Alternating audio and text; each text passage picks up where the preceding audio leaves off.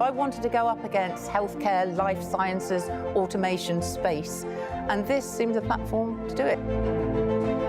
It's amazing. I think especially looking at the winners and finalists of previous editions, I think that for VividQ, it means so much. We are very looking forward to what it will bring for us in the future.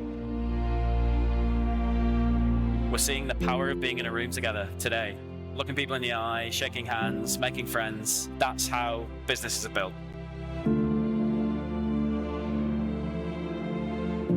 All of our finalists today have strong global ambitions to create disruptive technology in the UK, which is transferable and can help create a better tomorrow.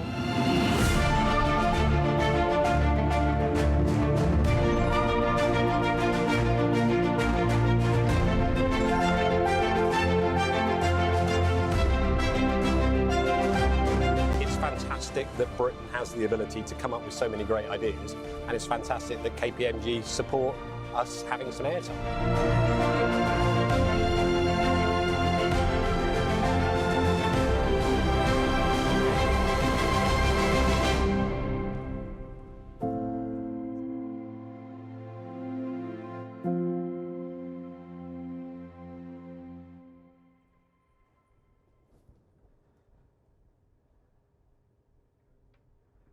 Welcome everyone to the 2023 Tech Innovator in the UK final. I'm Nicole Lowe and I lead KPMG's Emerging Giants practice, our support of fast growth and innovative businesses, just like our wonderful finalists here today.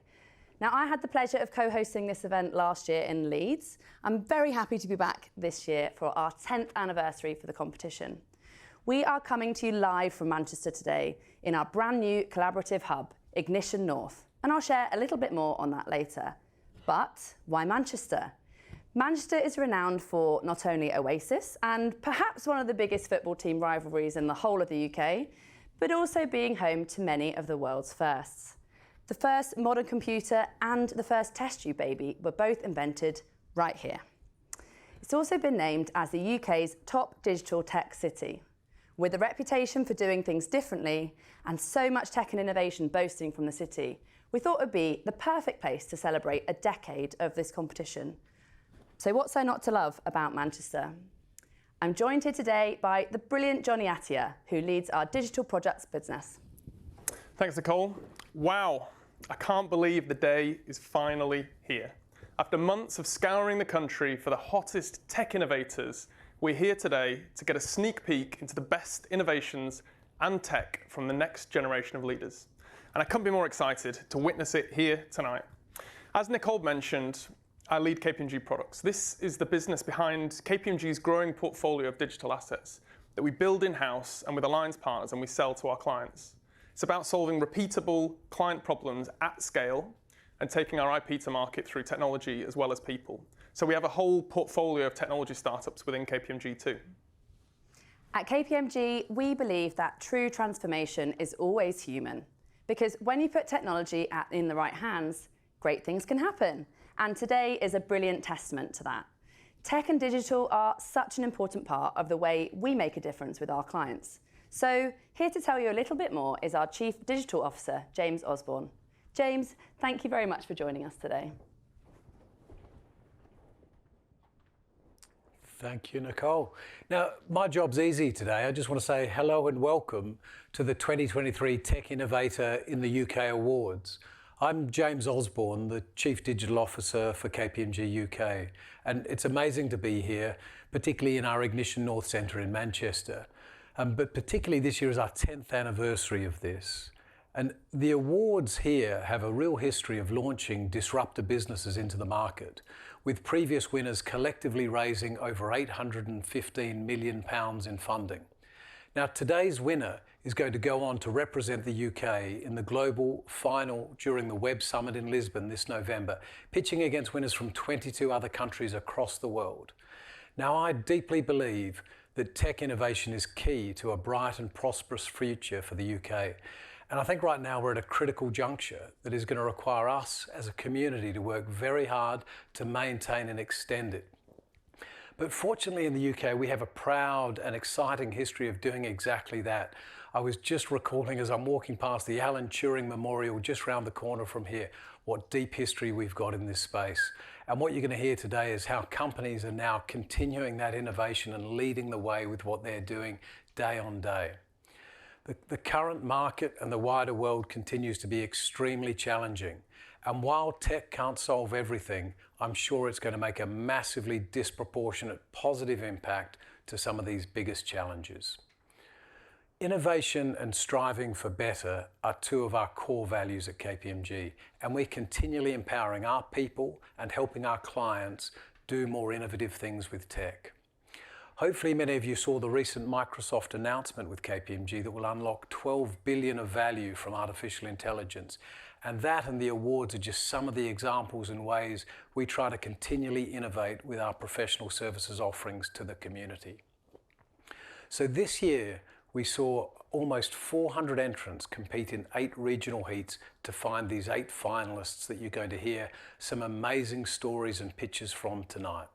So while I can't wait to see who wins, I want to sincerely say what an achievement it is to have made it this far.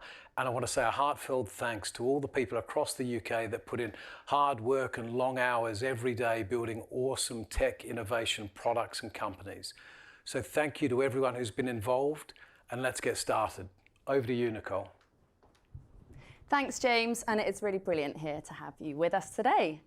Towards the end of the event, James will be hosting a brilliant fireside chat with some of our previous winners of this very competition and a special guest. Now, this has been such an important event to all of us at KPMG, and it truly is a representation of the unique diversity in the tech ecosystem across the UK. We're absolutely delighted that Scottish entrepreneur and philanthropist Sir Tom Hunter has shared a few words with our finalists and all of you watching today. Hello there. I'm sorry I can't be with you for your awards ceremony this evening, but I'm having a wee family holiday down here in Mallorca. But I wanted to say firstly thanks to Amy and everyone at KPMG for pulling these awards together. They're so important to recognise the winners, and every one of you who's along tonight is a winner. And let me tell you why I'm so enthusiastic about these tech awards. I believe in today's world that every single company today is a tech company.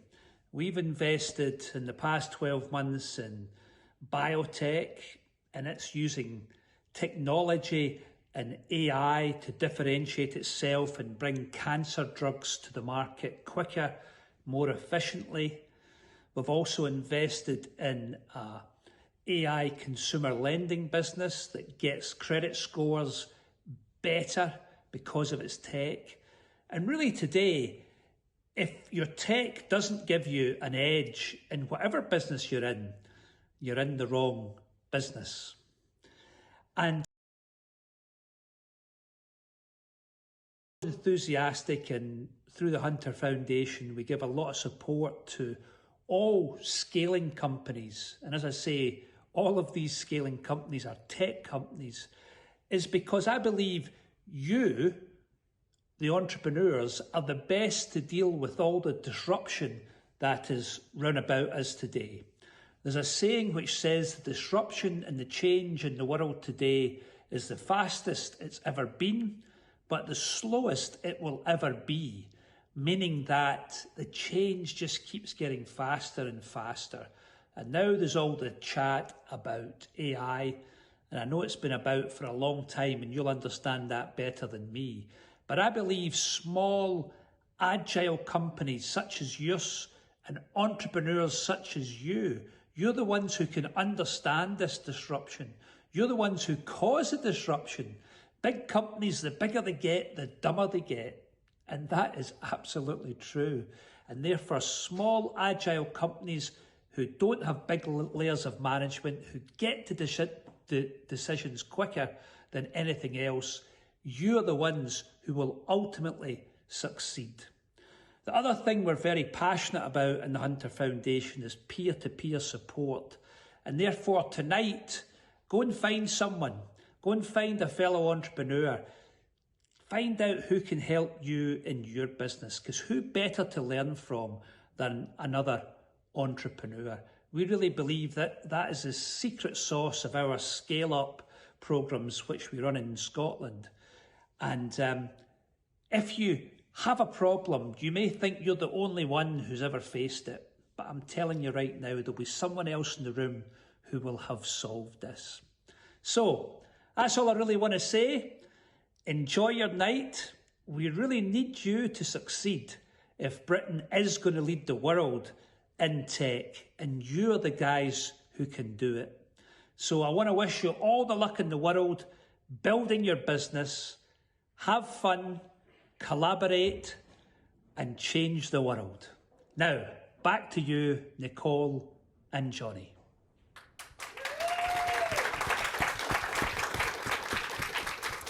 Thank you, Sir Tom. We're so grateful to hear from you today, and your impact on the entrepreneurial ecosystem is really immeasurable, so it's fantastic to hear that. This evening, we're going to hear from 8 inspirational tech founders and leaders who each won their respective heats up and down the country to get to this point. This year, we had almost 400 applications, so getting to this stage is an unbelievably good achievement.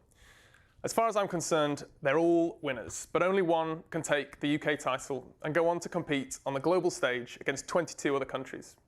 And that decision is going to be in the hands of our incredible panel of judges, with the support from you, our audience, when you share your favourite in the People's Choice vote. More on that later. Right, so let's go and meet our judges. Sarah, so you've had the opportunity to work with many brilliant founders and seen many pitches. What are your top tips for a great pitch? Sure, well, key for tonight, we've got 3 minutes. So keeping it succinct, I think, has to be up there, number one. Yeah.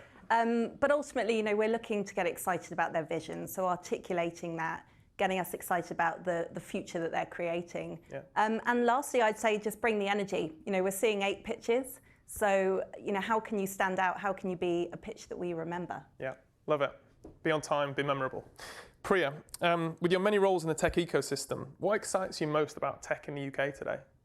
Well, Johnny, if you think about the biggest problems that the world faces today, from climate change to food scarcity to issues like inclusion, I am absolutely sure that the solutions to those challenges will come from the brightest minds that we have right here in the UK in the world of universities. So I'm so excited about what we're seeing spinning out of universities, scaling into big businesses and challenging those problems everywhere across the world.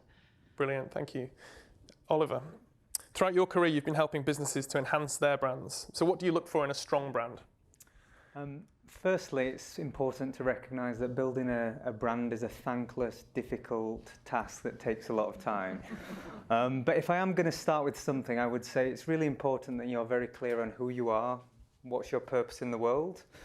From there, where we all love stories, your ability then to tell great stories is enhanced.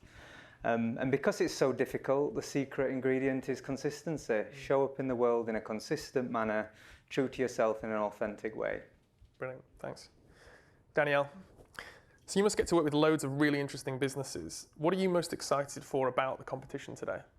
Yeah, I think what I'm really looking forward to seeing is just some really bold and game-changing innovations and tech which are really looking to kind of disrupt a market. And I think looking at the list of finalists we've got tonight, we're in for a bit of a treat, because I think there's going to be a lot of exciting businesses in there, and they're going to show us that they've got the ability to scale and really sort of supercharge some growth into the future. So yeah, really excited about what we're going to hear tonight.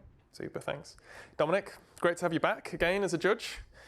You'll have seen what it takes to win the competition, so any last minute advice for the finalists? Yeah, thank you for having me back. I'm really looking forward to it again. As Sarah mentioned, they've got 3 minutes. 3 minutes seems like a very short period of time, but actually, I think it's actually quite long.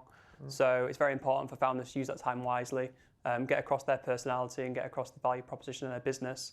And I think as well, importantly, enjoy it. You know, this is an opportunity to stand in front of a judging panel, showcase your business, something you wake up every single day and do, be proud of it and have fun. Brilliant, thanks.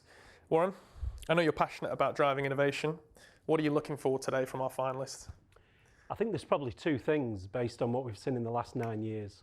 Firstly, it's the solutions and the views on big society, big cultural or big business issues. So those solutions have got to be there.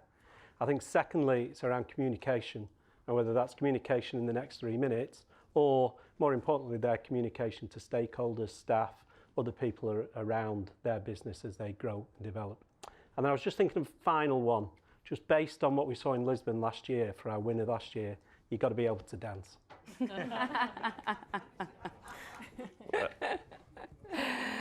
Thanks, Warren. So you've heard from our judges. Now let's get on to our finalists. There are 8 brilliant tech entrepreneurs with us today who each represent a different region from across the UK. The first 4 entrepreneurs will deliver their best 3-minute pitch, which we'll try and keep to time. But from previous years, I can tell you this really does go by like a flash. The judges will have the opportunity to ask a couple of questions before we then move on to the next pitch. Given that we are celebrating a decade of this very competition, we really couldn't pass up on giving some more prizes, could we? So like last year, we'll be asking you, our audience, to vote for your favourites in the People's Choice Award. But remember, your vote counts. If the judges have a tying vote, the People's Choice will help to decide the winner. Make sure that you show the support to your favourite. But we'll also have 2 additional awards this year, which we're very excited about, the Social Impact Award and the Diversity in Leadership Award. Just before our break, we'll hear from our 3 shortlisted businesses for the Social Impact Award on what they're doing to make even more of a difference to the world. Those of you in the room will have the chance to vote on who you think should win this award. After that short break, we will hear from the remaining 4 finalists, and you will have another chance to cast your People's Choice vote. We'll then announce our UK winner and our additional announcements towards the end of the event. Before we get started, we do need to cover off how you can best get involved at home and in the room. So for those of you in the room, you'll notice some promise cards on the table in front of you. We want each of our finalists to get as much out of this experience as possible. So please take some time to think about what you personally can do to help and pledge your promise of support. And you can share these with our participants throughout the evening. For those of you joining virtually, if you want to share your reactions, you can use the clap button on your screen. We want to see lots of these, please. And also, we'll be using the chat panel to share tips for getting the most out of this event, so keep an eye out for that. Right, it's finals time. Almost 400 applications, and there can only be 1 winner on the night. So we want to build the energy in here to make sure you're ready online and in the room. So on the count of 3, everybody, please, let's give our finalists a big round of applause. So 1, 2, 3.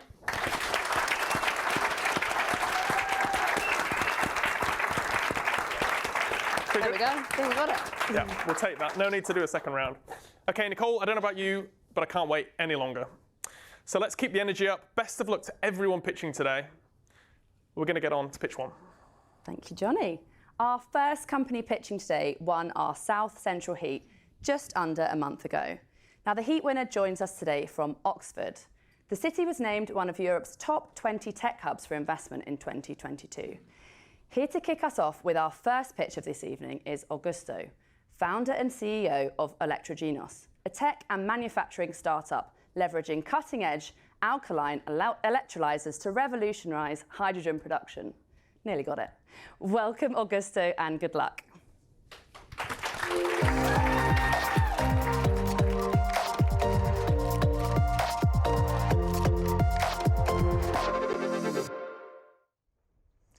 Thank you very much. Sorry.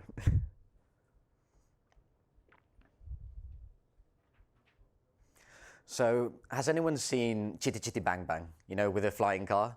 That was my favorite film growing up, and I've always wanted to become an inventor. So for me, super exciting to be here and, you know, facing some of these challenges we have as a society right now. And with that in mind, I wanted to talk to you a little bit about green hydrogen. So green hydrogen is when you utilize electricity to break down water to make hydrogen. But hydrogen is nothing new. In fact, it's a $185 billion market today that's expected to grow to $1.65 trillion by 2050. We're talking something the size of the fashion industry. The problem is, it's primarily served by fossil fuel-based hydrogen. So it's up to us as a hard tech company to innovate both in the technology, but also in the manufacturing process to drive down that cost. This year's an electrolyzer, one of the larger size ones, the ones Electrogenos aims to be building.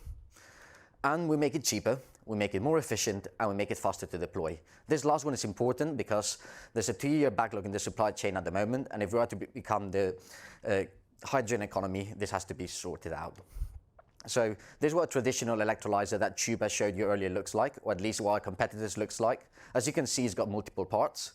So what we did at Electrogenos is we simplified this. We reduced the number of parts, and in doing that, we minimize manufacturing cost and reduce assembly cost as well. But our competitive advantage is the catalyst. This is the material you put on that electrode to make the reaction more efficient. And here we're 40 times cheaper than the competition. This takes us to the next level of innovation, which is the manufacturing. So to tell you a little bit about myself, actually, I'm not an academic. I come from industry. I worked in the heat exchanger sector, which got very tight margins. And everything I learned there, scaling solutions from the lab to a pilot plant, I brought here. So scalable manufacturing, continuous, no heat treatments, and most importantly, 8 times reduced capex thanks to soft tooling. What does soft tooling mean? Well, it means that whilst our competitors use this lump of metal here to produce their electrolyzers, we use buckets of plastic with chemicals inside to produce ours. As you can see, far lower capex. That translates to us being able to be cost efficient on a much smaller scale, on the 200 megawatt scale. So we can be faster to deploy, more lean, more efficient, and we avoid head-to-head competition with China, who's got far lower labor costs than us. Our business model is direct sale of the electrolyzer we produce, or a license model where a corporate would own the factories and we would run it for them. Finally, in the delivery team, there's myself. I've told you a little bit about my co-founder who brings the business acumen, our new CTO who's got over a decade of experience in electroplating and scaling these solutions on an industrial scale.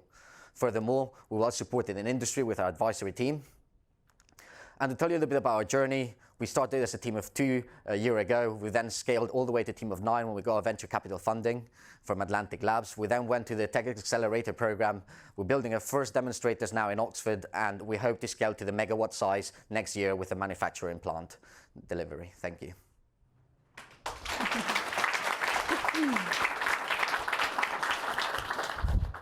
Congratulations. Yes, on going first, that's really hard. Well done on a great pitch. Look, there's a really clear narrative around the demand for what you're doing and the backlog and that supply issue. I'm interested in the commercialization of this. So who are the customers and the key stakeholders that help you get to that point? That's a very good question. So like I said, we're really targeting the largest size of the electrolyzers.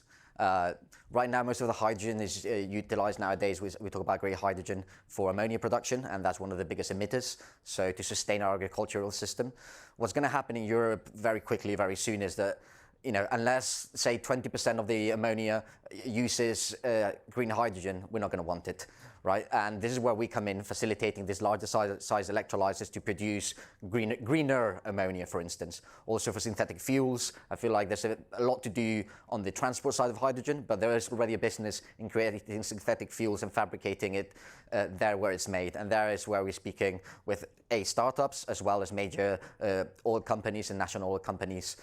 We're under NDA with a few, discussing a potential partnership for the first pilot plant.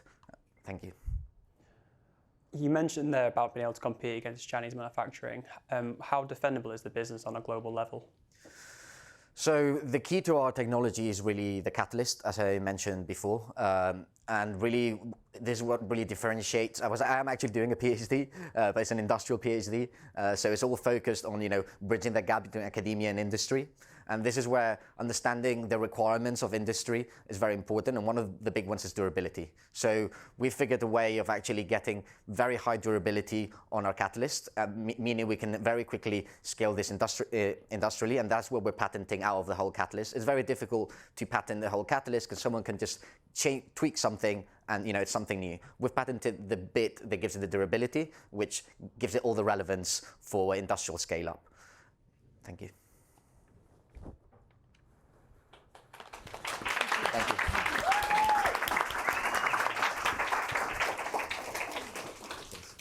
That was brilliant. What a great start. 2 minutes and 59 seconds, I think, on the pitch as well. So setting the bar for the rest of the pitches tonight. It's never easy going first, right?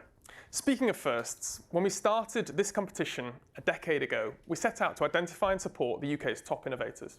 Back in 2013, we had less than 50 applications, and the UK had less than 10 tech unicorns.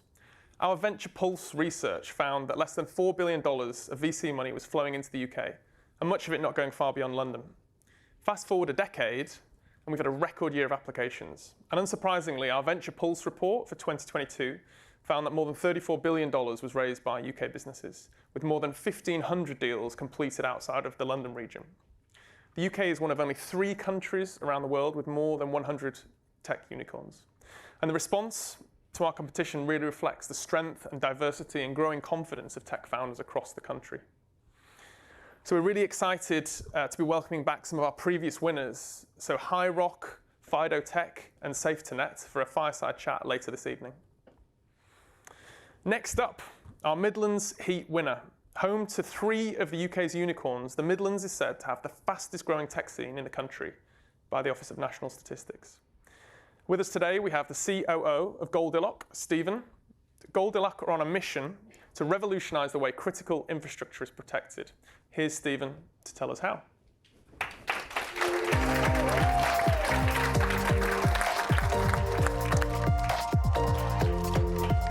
Thank you very much. Cyber terrorism threatens our way of life. Can I drink the tap water? Is the electricity going to come on when I get home? Is my daughter safe if I take her to the emergency ward? Is my passport, my identity being used by a cyber criminal to commit other crimes? Do you know that 86% of our critical national infrastructure was attacked, and 93% of those cyber attacks were successful? We saw it here, right here. South Staffordshire Water was attacked last year during the drought.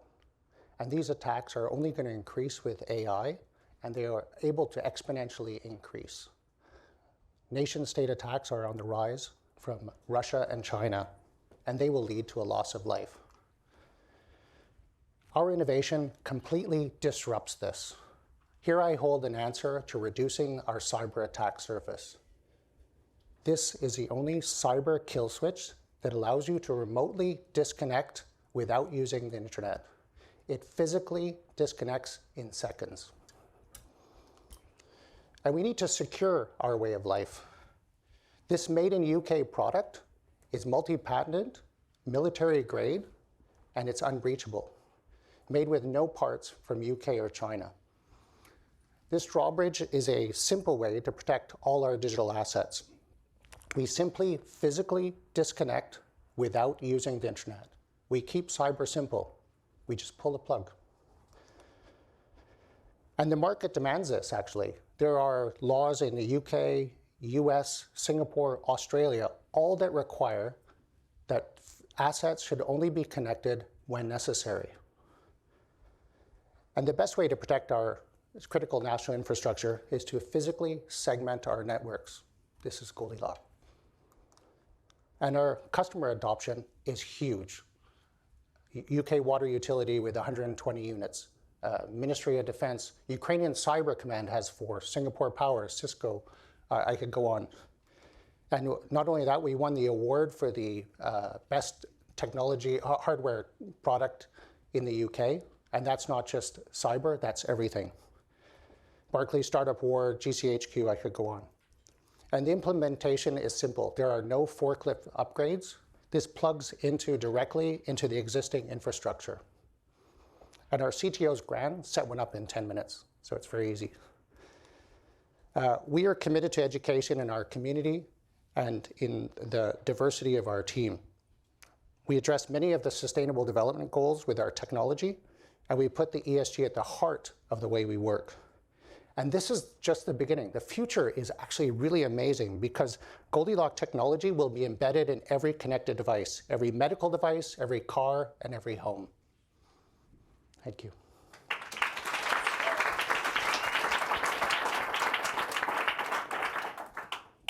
Stephen, thanks very much. That was great. I suppose my kind of burning question on this, I suppose, with the success you've had so far and the customers that you're interfacing with, what's the feedback that you've had from them in terms of how this fits with their sort of cyber strategy? So how does it fit alongside all of the other cyber security sort of, I guess, solutions that they have within their organisations? It'd be good just to expand on what the feedback's been on the product and how it's worked for them. Yeah, so we actually built this so that it would work with existing products. So it is a simple pass-through device. It is able to be used with your phone. So it's using a text message that connects and disconnects. So there are we collaborate with a lot of other cybersecurity companies in the UK and elsewhere within the Five Eyes to provide the entire stack. But this sits at the bottom layer, the layer 1, so it's a very simple, easy to, but the most important is that it's actually working with legacy infrastructure. Because when you think of our critical national infrastructure, it's 20, 30 years old. So it has to actually work on a physical layer. But this is the only one that actually can do so. Okay, that's great. Hi, Stephen. Thank you as well. Really, really impressive. But talk to me a little bit about how you'll react to new risks or new threats, because I know a little bit about this sector. Mm-hmm. The next team, the next guys that want to hack will find a different way around. How do you then react to that threat? Yeah, we see ourselves as very much an R&D and production facility, and we invest quite a bit in continuing to innovate with that. We have got grants from the Ministry of Defence to continue to innovate and build our product line. So if you look at our stack over the next years, it is quite impressive to be one step ahead. But as I said, Cisco said this is a game changer. So there are those who have validated it. Ukrainian Cyber Command using it on the front lines. But it is very simple because it actually physically disconnects. But our multi-patents covers a wide range because there are other out-of-band technologies. For example, Starlink, low orbit satellite, all of those for wider deployment in the field. Okay, thank you.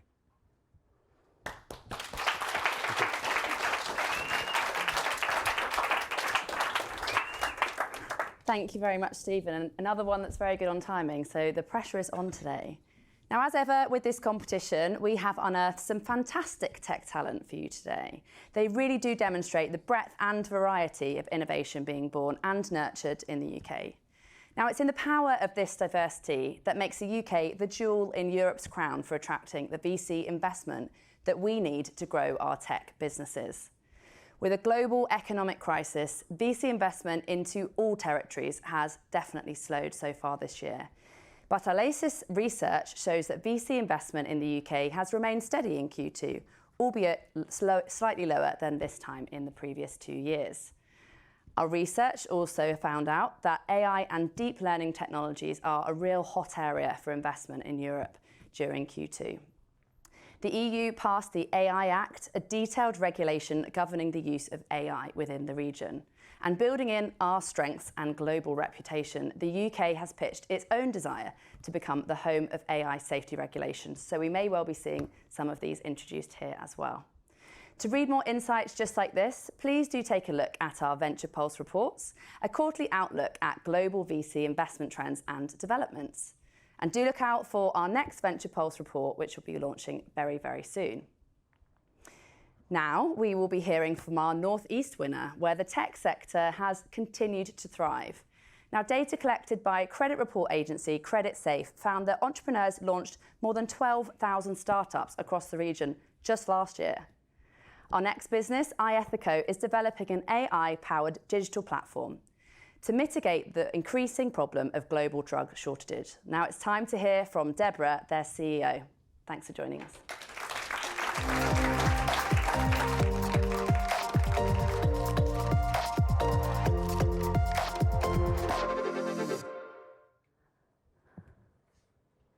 Hello everyone, so my name is Deborah Ainge from iEthico, and our vision is to be the digital solution addressing medicine shortages across the world.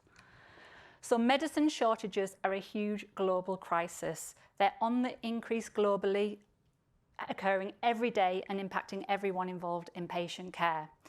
Now, most shortages are localised. They're the result of inequitable distribution rather than major manufacturing issues.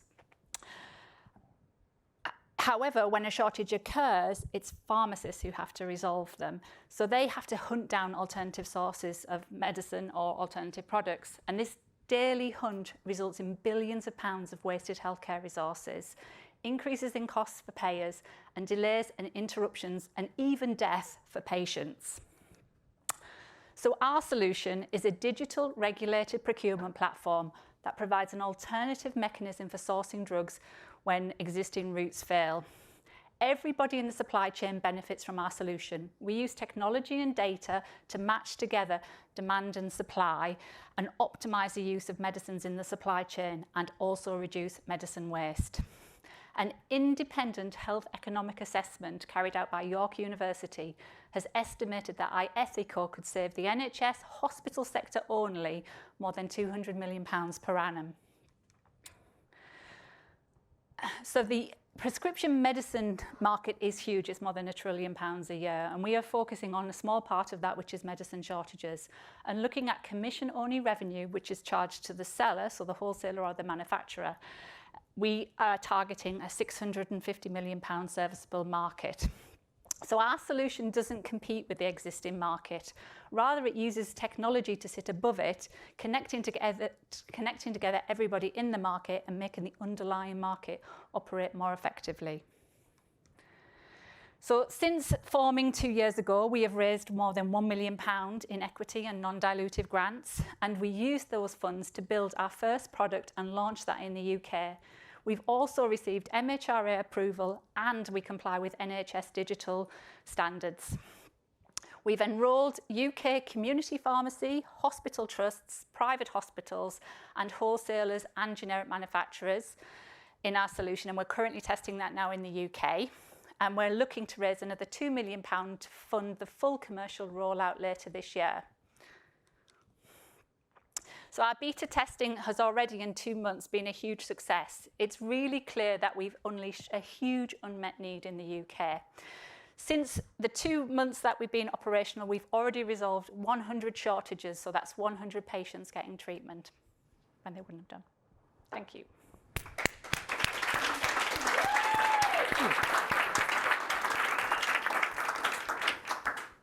Thank you. Hey, Hi. that was great. I don't think there's ever more an important time to be providing healthcare solutions.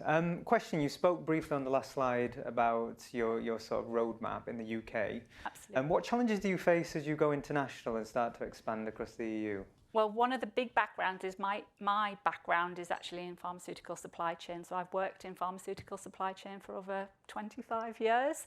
And the last role was about actually balancing supply across different European countries, Asia Pac, Australia, Canada. So our benefit is we understand the regulations and in fact the way that we built the technology and a lot of them sort of matching regulatory rules that sit behind the tech facilitate that to happen. So actually, because we understand the markets, we don't see a major challenge. Our technology can be implemented in those markets. There'll be key things we have to do which are involved getting the same regulatory licenses that we have in the UK. But beyond that, we feel that we're in a really strong position. Great, thank you. So I wanted to follow up with a question around the generics piece that you flagged in your presentation.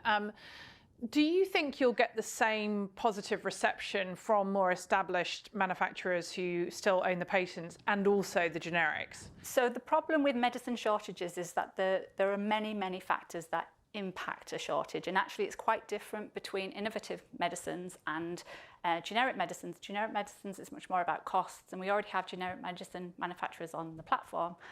With novel medicines, the problem is the order and when they are approved and launched in a country.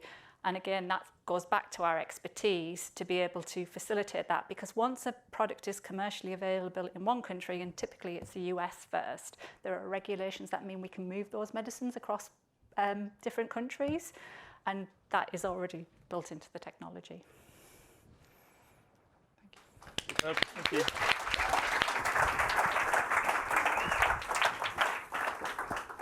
Thank you, Deborah.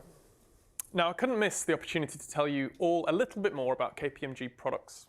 It's a great example of how we innovate as a firm. KPMG Products is the business behind our portfolio of technology products that we build in-house and we sell to clients. So it's about how we harness the intellectual property of our own people who are out solving client problems every day, coupled with our technology capability and our alliance partners, and turning that into innovative, repeatable and scalable digital products that we take to market. Through this, we've established a diverse pan-sector product portfolio of scalable technology businesses across critical areas such as cyber risk, ESG insights, workforce planning, retail performance, and many others. This approach enables KPMG to bring its expertise to market at scale, delivering incredible outcomes for our clients and creating new forms of growth for our firm.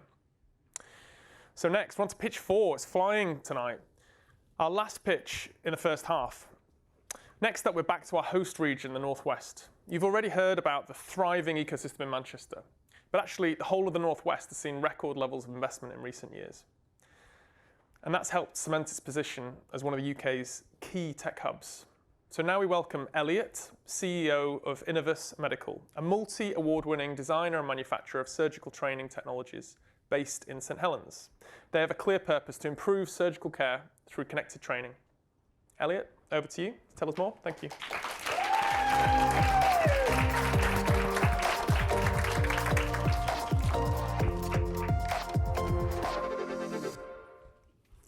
Well, good evening, everyone. My name's Elliot Street. I'm the co-founder and CEO of Inovus Medical, and we're on a mission to become the world's partner for surgical training.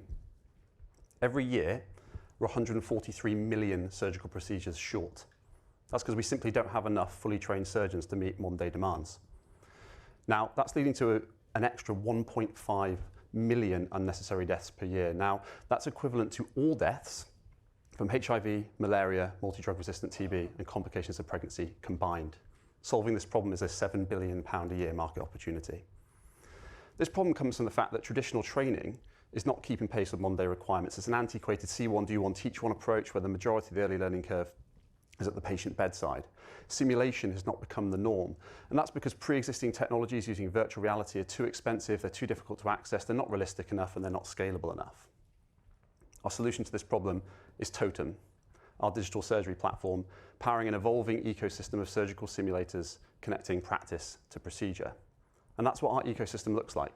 It's a group of physical simulators allowing surgeons to carry out incredibly realistic hands-on simulated surgery in a safe environment with all their data collected into the Totem platform.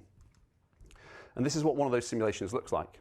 This is a simulated appendix removal. The surgeon is using the actual instruments they would use in theatre. They're operating on what we call synthetic soft tissues, giving natural haptics or feel feedback. They're in an immersive environment with digital overlays, and we're using incredibly powerful computer vision algorithms to track the instruments in the field of view and give rich data feedback to the surgeon to guide their progress in their training. Now, Totem is already used in over 80 countries worldwide. Our products are manufactured here in the UK and supported by our commercial teams in the UK and US. We've raised over $10 million to date, and we target 100% revenue growth year on year with a positive EBITDA. All this is driven by our patented augmented reality technology used in over 70% of NHS trusts. And of course, our Totem digital surgery platform, which since its launch in November of last year has already been used to record over 5,000 simulated surgical procedures. And those procedures are being done all over the world. If you're one of 10,000 gynecologists in America, you're using our platform to learn how to operate. If you're one of 6,000 hysteroscopists around the world, you're using our platform to learn how to operate. And if you're a general surgeon here at home in the UK, you're using our platform to learn how to operate. This is through our strategic partnerships with high-level societies and colleges around the world. The technology has been shown to save healthcare systems over £117 million a year, and this is through improved operative efficiencies, allowing surgeons to operate 41% faster.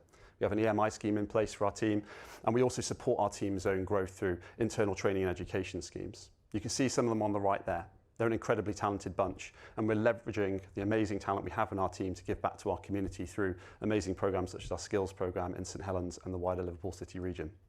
All that remains is me to say thank you very much for hearing about how we're remastering surgical training.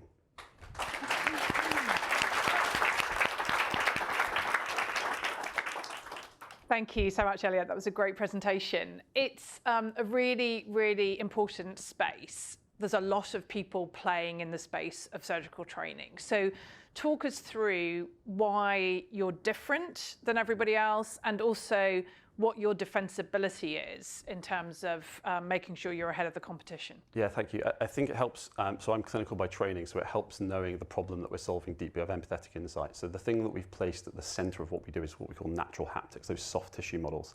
Everyone else is using VR headsets. That's like learning how to play tennis with the Wii Fit. We're allowing you to put a tennis racket in your hand and hit tennis balls. It feels exactly like it would do in theatre. So that's our unfair advantage, coupled with the fact that we have a host for our digital surgery platform. Lots of people are finding places to try and put that in theatre. We're putting it onto our hardware, which we spent 11 years developing. And that means that we have the entire solution. We don't need to go and find hosts for that technology. In terms of defensibility, we build the moats around it with a strong IP portfolio. We already have 1 patent approved, 1 patent pending, and a roadmap for a further 8 patents in the portfolio. And then the final bit is, it's really, really, really hard to replicate. It's so hard that 3 of our competitors bought our product when we launched it. We sold it to them knowing what they were trying to do, and they all came back to us and said, we have no idea what you've done here. This is unbelievable, and we look forward to battling you on the playing field. Yeah. Hi, Elliot. Well done on a great pitch. I'm keen to understand a bit more about the commercial model. So are you selling these machines, licensing them, and what's your visibility over sort of future revenue? Is it recurring? Yeah, thank you. Yeah, it's a blended model. So we have a razor blade model for the hardware. So you've got the capital, and then those models that sit inside that you operate on, the majority of them are single use. So that provides a recurring revenue stream. Our second recurring revenue stream comes through access to Totem. So you pay an annual fee for access to that. It's effectively a SaaS model sat on top of the razor blade model. And then going back to our mission statement, we're aiming to be the world's partner for surgical training. So we look at partnership models.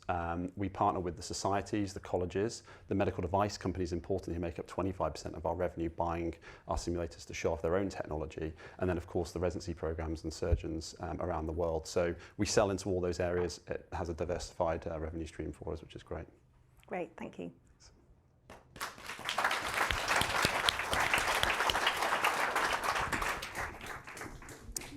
Wow, can you believe that we are already halfway through?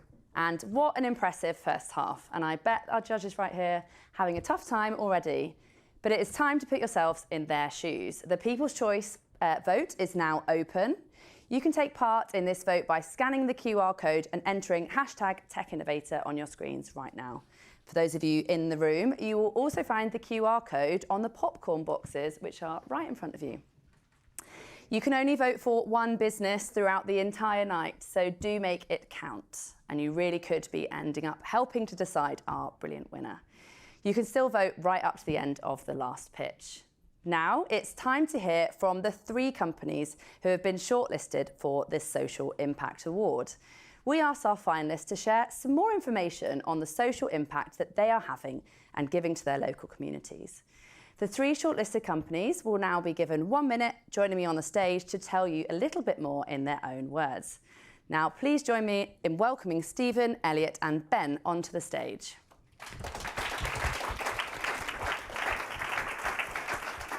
Thank you. Thank you, everyone. And Stephen, let's start with you. Now, tell us a little bit more about how Goldilocks are making a difference. Thank you. So our society is built on civil liberties, and those civil liberties require privacy and trust for democracy to function. Cyber attacks actually steal our privacy and disrupt our society. We lose trust in the very technological advances that have given us the exponential social progress. Look at our fears and despite that, our constant connection to autonomous AI machines.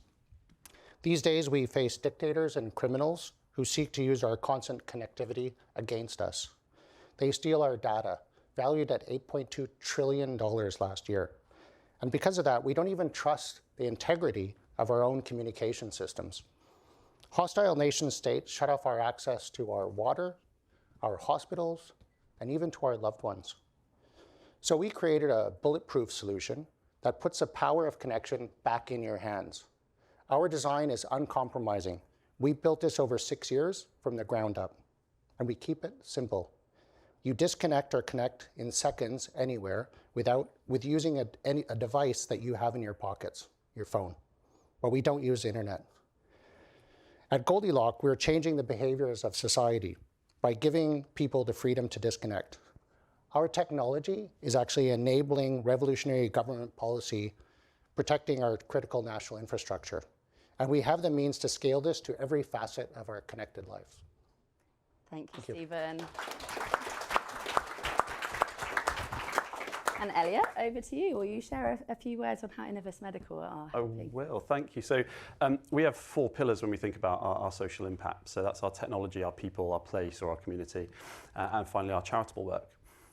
The amazing thing for me and my colleagues is we get to wake up every single day knowing that we just go to work and we're having a massive impact. Our technology is shown to reduce operative complications by 20%, so we're quite literally improving the lives of people having surgery all over the planet. When it comes to our people, I alluded to it in the presentation, we have an EMI scheme in place, we have training and education budgets, we earmark protected time for our people to do their training so that they can improve their own skill sets, bringing value to themselves and to us. We have training pathways that bring people in apprenticeships and give them a crack at the CEO's job as long as they've got the ingredients for it. And onto place and community. We are leveraging our incredible team to give back to our community across St Helens and the wider Liverpool City region with a pilot scheme that embeds the young people of the region into our business to learn practically applicable skills from our amazing team, which allows them to take those forward into the workplace. It's adding value to the amazing ecosystem that we already have across the Northwest for education. And the final piece is our charitable work. We combine that with the emphasis we put on healthy living to our team. We encourage our team to do 5Ks, 10Ks, half marathons, or like my co-founder did, a 24-hour run up Snowdon. Every mile run by our team or moved by our team in a formal event, we donate £1 to our charity of the year, which is St Helens Mind. Today we've already raised over 2,000 for this year, and it's a very, very important part of our team and what we do. Thank you very much. Thank you, Elliot. And Ben, welcome up to the stage for the first time. It's great to have you here. What are Leap Automation doing to make a real impact? So at Leap, we make AI-powered robots. And for us, there's 3 key things. One is STEM, I want to talk a bit about. Second really is about training. And the third about food security. So I'm so passionate about STEM. Young minds are amazing. They're so flexible and malleable. And talking to an 8-year-old about what they want to invent, how they want to make a difference in the future, is so inspiring and refreshing, and sometimes a little bit depressing when you get someone coming off an engineering degree who doesn't have that same level of creativity. I feel it's our responsibility to really give back and get kids just super excited by what comes next. I mean, we talk so much about what's possible, but we tell our 8-year-olds they have to, color in the lines. So it's great getting kids out and just talking about what's possible. The second is training. So for robots, in the UK, we have 100,000 job vacancies currently in food and drink, our beachhead market. We just don't have the people, and there's gaps on supermarket shelves stopping us having that security and having that affordability that we need. So we've got this robot training program. Daisy and Zoe in the team, they're really passionate about driving that forward and getting people engaged. Robotics right now is really scary and daunting, but explaining this whole next generation of AI opens up that and unlocks that in a way that's just not possible today. So they're doing some amazing work on that side. And sorry, running out of time.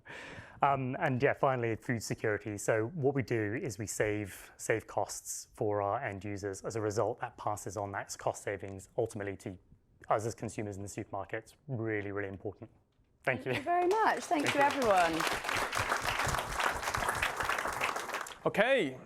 We're ready to kick off the second half of tonight with 4 more brilliant innovators. I can't wait to see what they have in store for us. We'll now hear from the winner of our Scottish heat, where we've seen some incredible growth over the last few years. Scotland's performance during 2022 bucked global and UK trends. While VC investment in the UK as a whole fell by 30%, investment in Scotland grew by 12%, reinforcing that innovation and investment is happening right across the breadth of the UK. Now we welcome back Ben, co-CEO of Leap Automation, an AI-powered robotics business leveraging cutting-edge machine learning to transform the cost and speed that robots can be configured and deployed. Stage is yours, Ben. Tell us more. Thanks.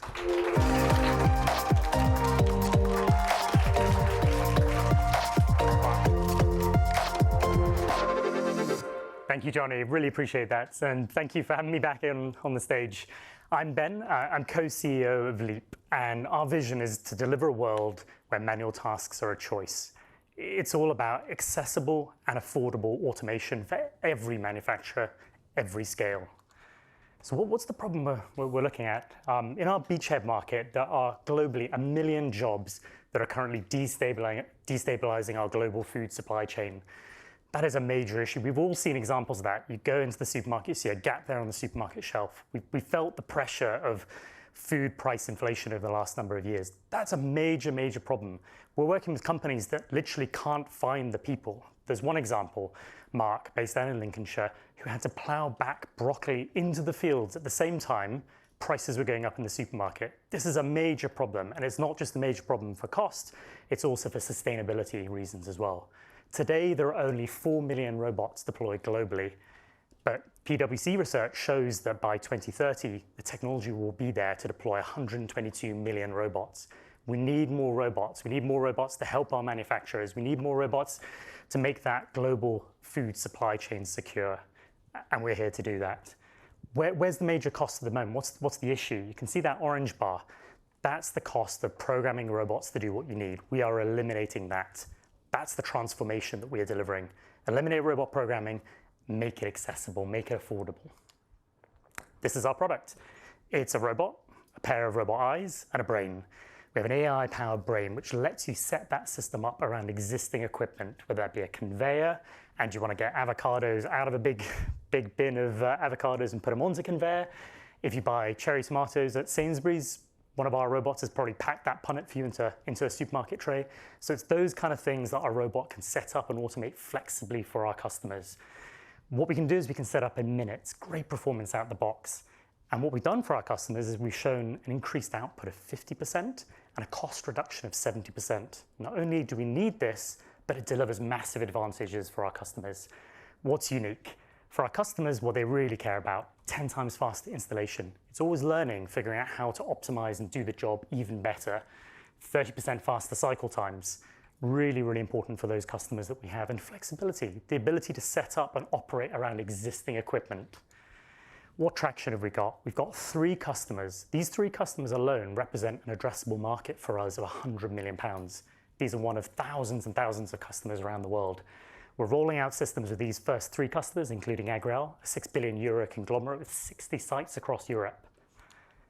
Business model, today we're working directly with those end users. Tomorrow, 2024, rolling out through partners. 2025, letting anyone use this AI-powered tech to automate anything. And just want to say a really big thanks to our schools and many others who've worked with us on our STEM outreach and robot training program. Thank you very much.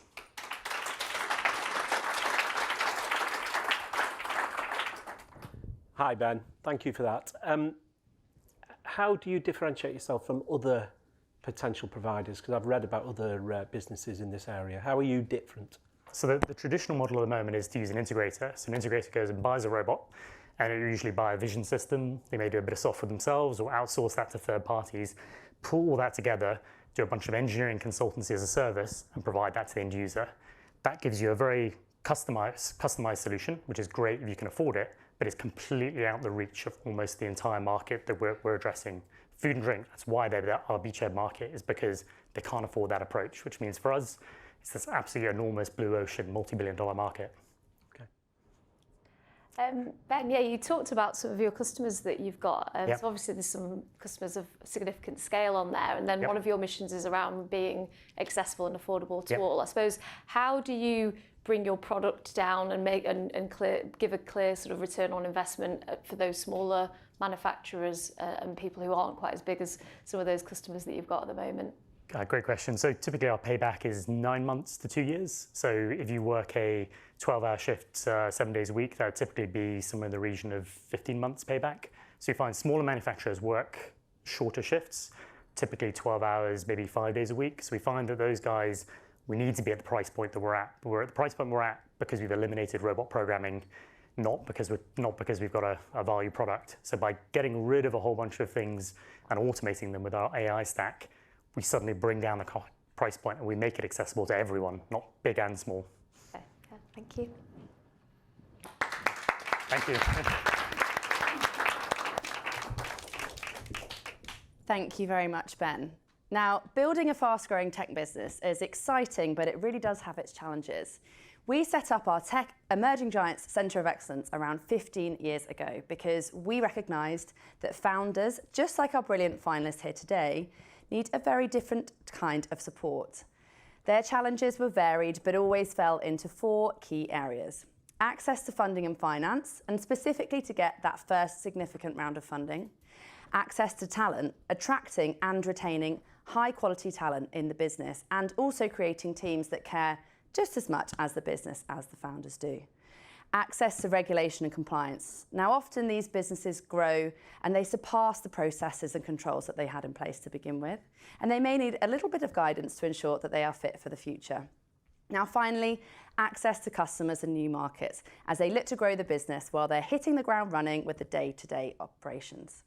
Now, to play our part at KPMG in supporting these companies with challenges, we've set up our own programme of support that's really focused around these key areas, KPMG Access. All of our finalists and the runners-up from our 8 heats will be receiving a 12-month programme of support under KPMG Access. We'll meet in person and online over the next year to provide support that they need as a cohort to grow and scale. It's also a really fantastic way for them to build a peer-to-peer network of like-minded people who they can share and support each other. We really can't wait to work a little bit more closely with these brilliant businesses. Now, back onto our next pitch. Now it's time for the winner of our East of England heat. Our next finalist is a Cambridge University materials science startup. And recently, the Next Generation of Tech Ecosystems report named Cambridge as the #1 university in the whole world for producing successful tech founders. And there's over 500 alumni founders from Cambridge that have raised over $10 million worth in funding, which is really a seriously impressive statistic. So we're joined today by Liz, co-founder and COO of Mimicrete. They are seeking to develop and commercialise sustainable and smart solutions for the built environment. This is via an intelligent system, a self-healing vascular system in concrete materials. Now take it away, Liz, and good luck.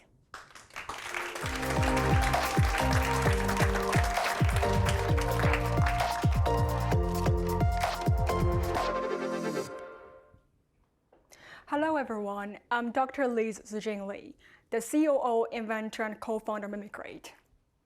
Today, I'm going to start with something that will alarm you. We've been surrounded by concrete. It is an over €800 billion market that keeps our buildings up, the bridges going over the water, and the tunnels from caving in.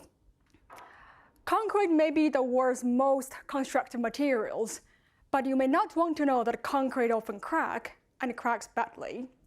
When crack appears, normally we send developers to fix the crack, but the majority of this repair work often fails in the first 5 years, which means we have to fix them over and over again. This is such a low-efficient, high-cost, and non-sustainable way. Around 50% of construction budget and 35% of carbon emissions are related with it. So to solve this global sustainability and durability challenge, we're enabling concrete a self-healing function. So you can imagine that concrete has veins, and these veins are able to heal the crack in the same way that our human body works. We're the only solution that are able to heal different types of cracks and enable long-term performance. In this case, we're making concrete structures more durable, reducing carbon emissions, life cycle cost, and maintenance, and meanwhile, enable a much safer built environment. To bear this in mind, this is why self-healing system and materials is becoming such a high demand. The market share is already €32 billion. We've been already having a few tractions across our value chains with collaborating with UK and EU partners, over 20 suppliers, collaborators so far, and one of big names such as Ferrovia, Network Rail, GCRE. One example is that we're working on a GCRE Network Rail project to conduct feasibility tests on using self-healing system in south part of Wales. And I'm pretty sure that you agree with me, anything could reduce the amount of engineering work would be a huge advantage. Our business model is that we're design a vascular system in-house and manufacture with our partners and then sell them directly to the construction partners. In the past, we have already closed our pre-seed round and secured a patent and trademarks. And in the next 24 months, we're leveraging our technical readiness level and site validations and then obtain certificate for product launch by 2026. We have amazing teams with 3 female co-founders and a diverse advisory group. By combining our technology and experience, We believe we're at the forefront of solving this national crisis. And please join us empowering the smart infrastructure of tomorrow. Thank you very much.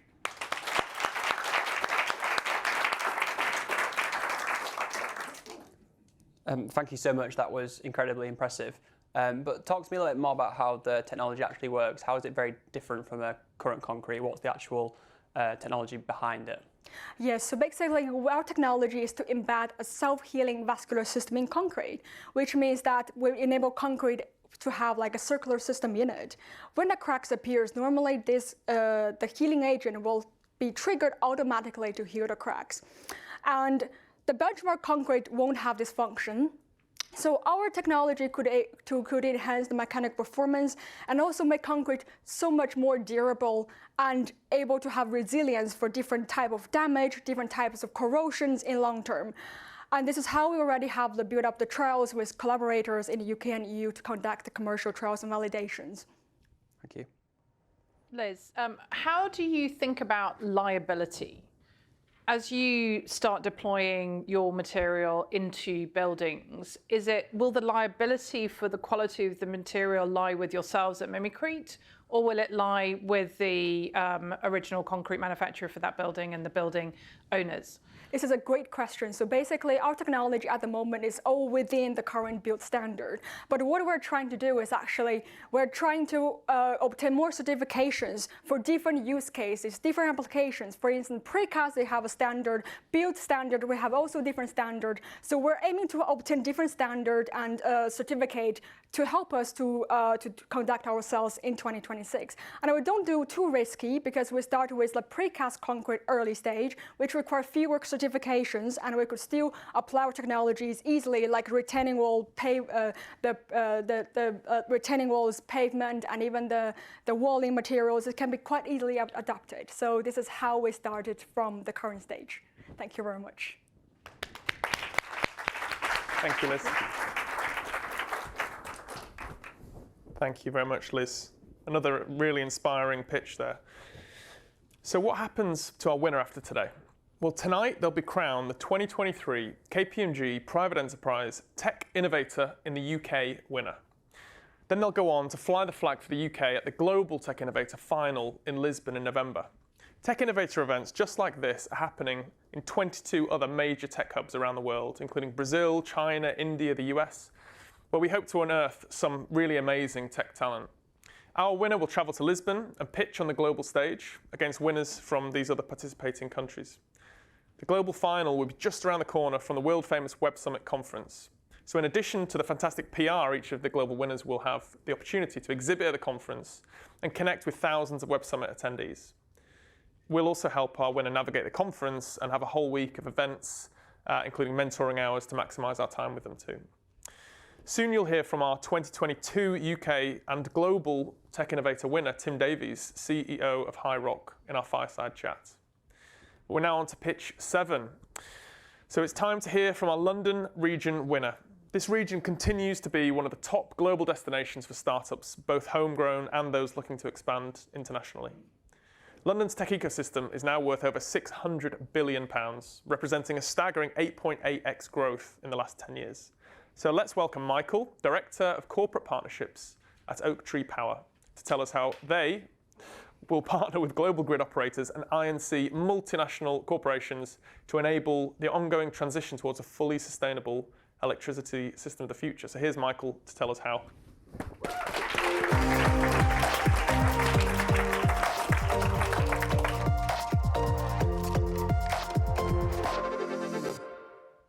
Good afternoon, everyone. Or should I say good evening? My name is Michael Cox, and I'm the Director of Corporate Partnership at Oak Tree Power, and here I'm today to tell you how together we can help the planet and your bottom line.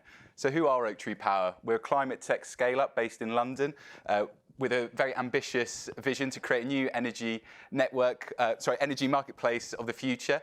It's going to drive us to the sustainable decarbonised energy network.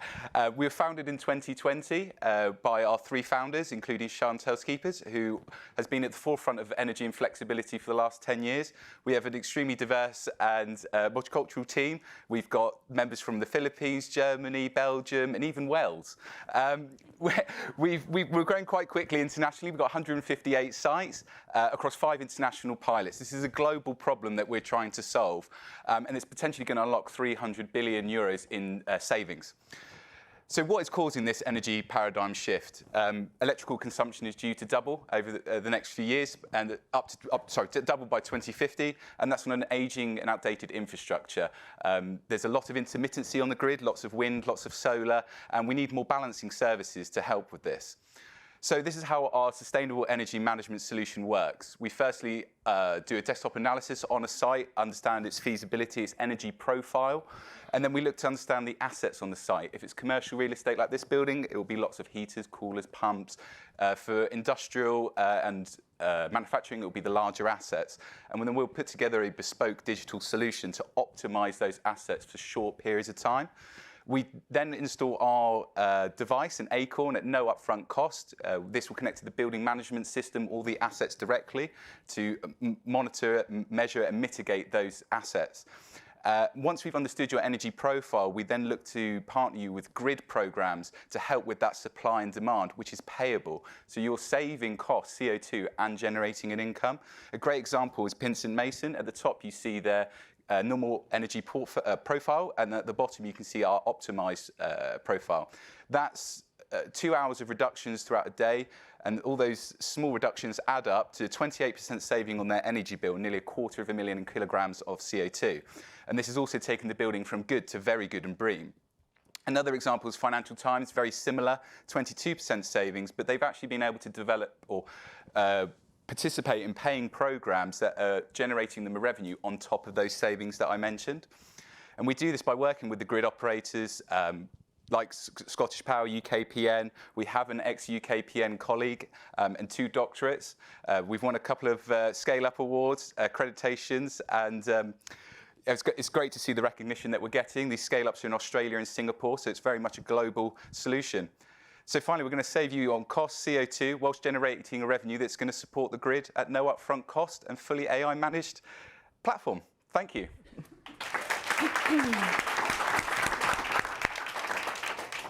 Thank you, Michael. Well done. A question around, you mentioned that it's a global issue and that you've got some global partnerships. Are there considerations that you need to have about different grid systems or access to data and the sort of compliance integration? You're absolutely right, and every country is slightly different. I think that's where it puts us in a really unique position, because the UK is about 10 years ahead of the rest of Europe and further in other parts of the world. So we're able to emulate the good and not repeat the bad, and we're really trying to co-develop these flexibility markets. We're doing it in several countries across Europe, and including Australia and Singapore. And yes, their markets are very different, but albeit it's very similar problems. Australia, for example, have too much sun in the daytime, and they need to try and be more flexible in the day and store that. And in the UK, we have a similar problem, but with wind. So there's lots of comparisons, but also the differentiators that you've got to obviously account for. Thank you. Michael, it'd just be good to understand a bit around the competitive environment, and I guess how, I mean, looking at some of the services you offer, obviously there's a fair few other people doing similar things, you know, at the front end, but would just be good to understand how your technology piece is different to what's out there and how, I guess, you guys sort of differentiate yourselves. Absolutely. There are other optimizers that can help you reduce costs, but it's the way that we try to provide a holistic solution. So we look at the optimizing first, but it's not just about optimizing, it's understanding how do you use your energy, how flexible can you be. We get all that data onto our platform. I know it's the buzzword, but it is AI managed as well. We have actually one of our AI doctorates in today from Manchester Met University. So it's one of those partnerships, and we continuously bring in the right talent, like our recent graduate, and also network operators. So we've got the experience to understand what the networks need, what's technologically capable, and then bringing all of those solutions together so that we're able to make a huge impact on a global scale. Lovely. Thank you. Thank you. Thank you very much, Michael. And as I mentioned earlier, we are absolutely delighted to be hosting this competition at the brilliant Ignition North. This has been specifically designed to spark innovation and support digital transformation. And our Ignition centres in London and here in Manchester bring together insights, people, technology to ignite innovation and deliver the lasting change that is needed to thrive in today's world. The facility provides a flexible, collaborative environment that is supported by industry-leading facilitation and technology, and it allows deep, digitally enabled immersive sessions. Now, I was really lucky enough to join in on an Ignition session here just over a month ago. I was just really blown away by what we were able to achieve in just a few hours. Now we're at our final pitch of the night, which I really can't believe it. It is totally flown by. And so last but not least, we are joined here today by the winner of our South West and Wales Heat. Over the past decade, startups in Wales have received a staggering 990 million in equity investment, and that peaked in 2020 at 130 million. This is largely driven by the Development Bank of Wales, and it's really brilliant to see this level of investment which is happening all up and down the country. We're joined by founder and CEO of TrimTabs, Alvin, all the way from Swansea. TrimTabs produces a high-quality, low-cost carbon nanotubes at scale from scrap materials. Now, Alvin, I don't really know anything about nanotubes, so I am really looking forward to hearing your presentation. The floor is yours, Alvin.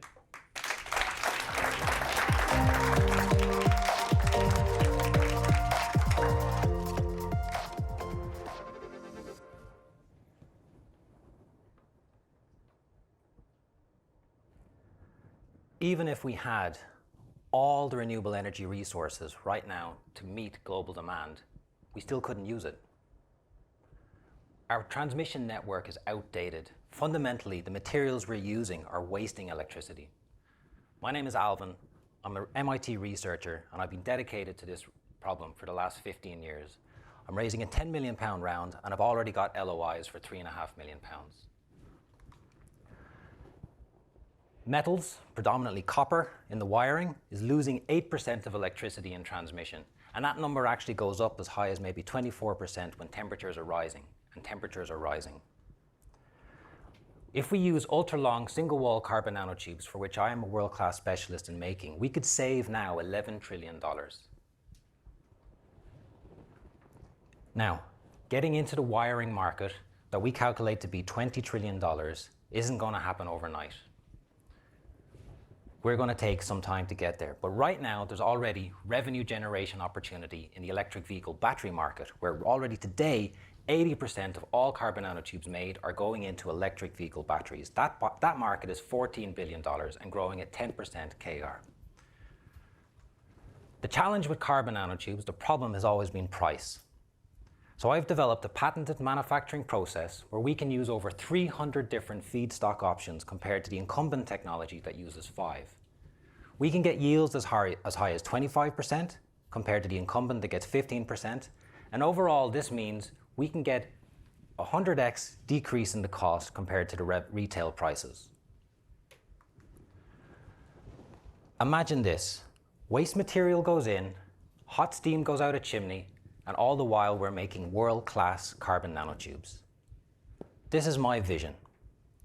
We've patented this technology, and we've done this with black plastic, polystyrene, and even ostomy bags. And we've now got more design patents on the way where we will recirculate all the unused material with the exception of water vapor. Now what this means is we can take 1 pound of input feedstock and turn it into 10 pounds of carbon nanotube product ready for the battery market. We are already supplying research-grade material to universities, and already one R&D battery manufacturer is asking for more of our product. We are in conversations with large global companies with a combined market cap of over $100 billion, and we're through to our second round of discussions with one of these now in a due diligence process. And we have an off-takers agreement for £500,000, £500,000.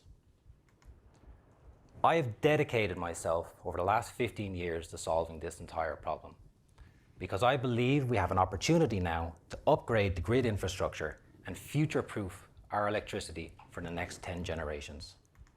Thank you.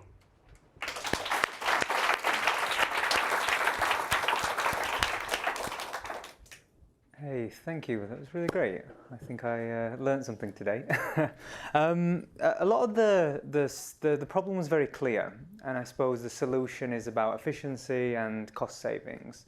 Can you give me some context on what traditional copper piping? What's the increased cost in going with the more innovative solution? The whole idea here is to drive down the cost as much as possible. The challenge is that the electricity is being lost on a very large scale, and there isn't enough copper to make up for the increase in demand. So what we are able to do is decrease costs by potentially 30% and increase the transmission ratios as a consequence of using ultra-long single-wall carbon nanotubes. Great, thank you.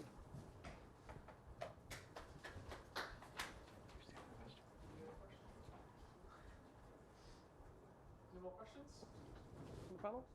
We good? So yeah, I'll ask Yeah, a question please. if that's okay.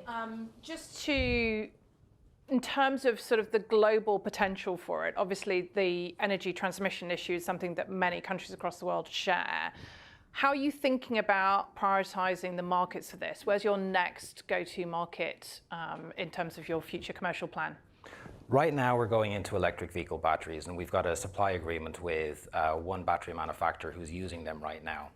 So we're starting there because there's a pull demand and a pull market right now at this moment in time. We've also got a supply agreement for some of our wires as well, and we're working with them, with the customer, to understand what their needs and their requirements are. So we can make bespoke modular systems to fit their requirements, because everyone's got something slightly different that they require. And we have the ability to make something that's 1 kilogram in scale up to maybe 5 tons in scale. Thank you. Thank you. Brilliant. Thank you very much. Thank you. Well done.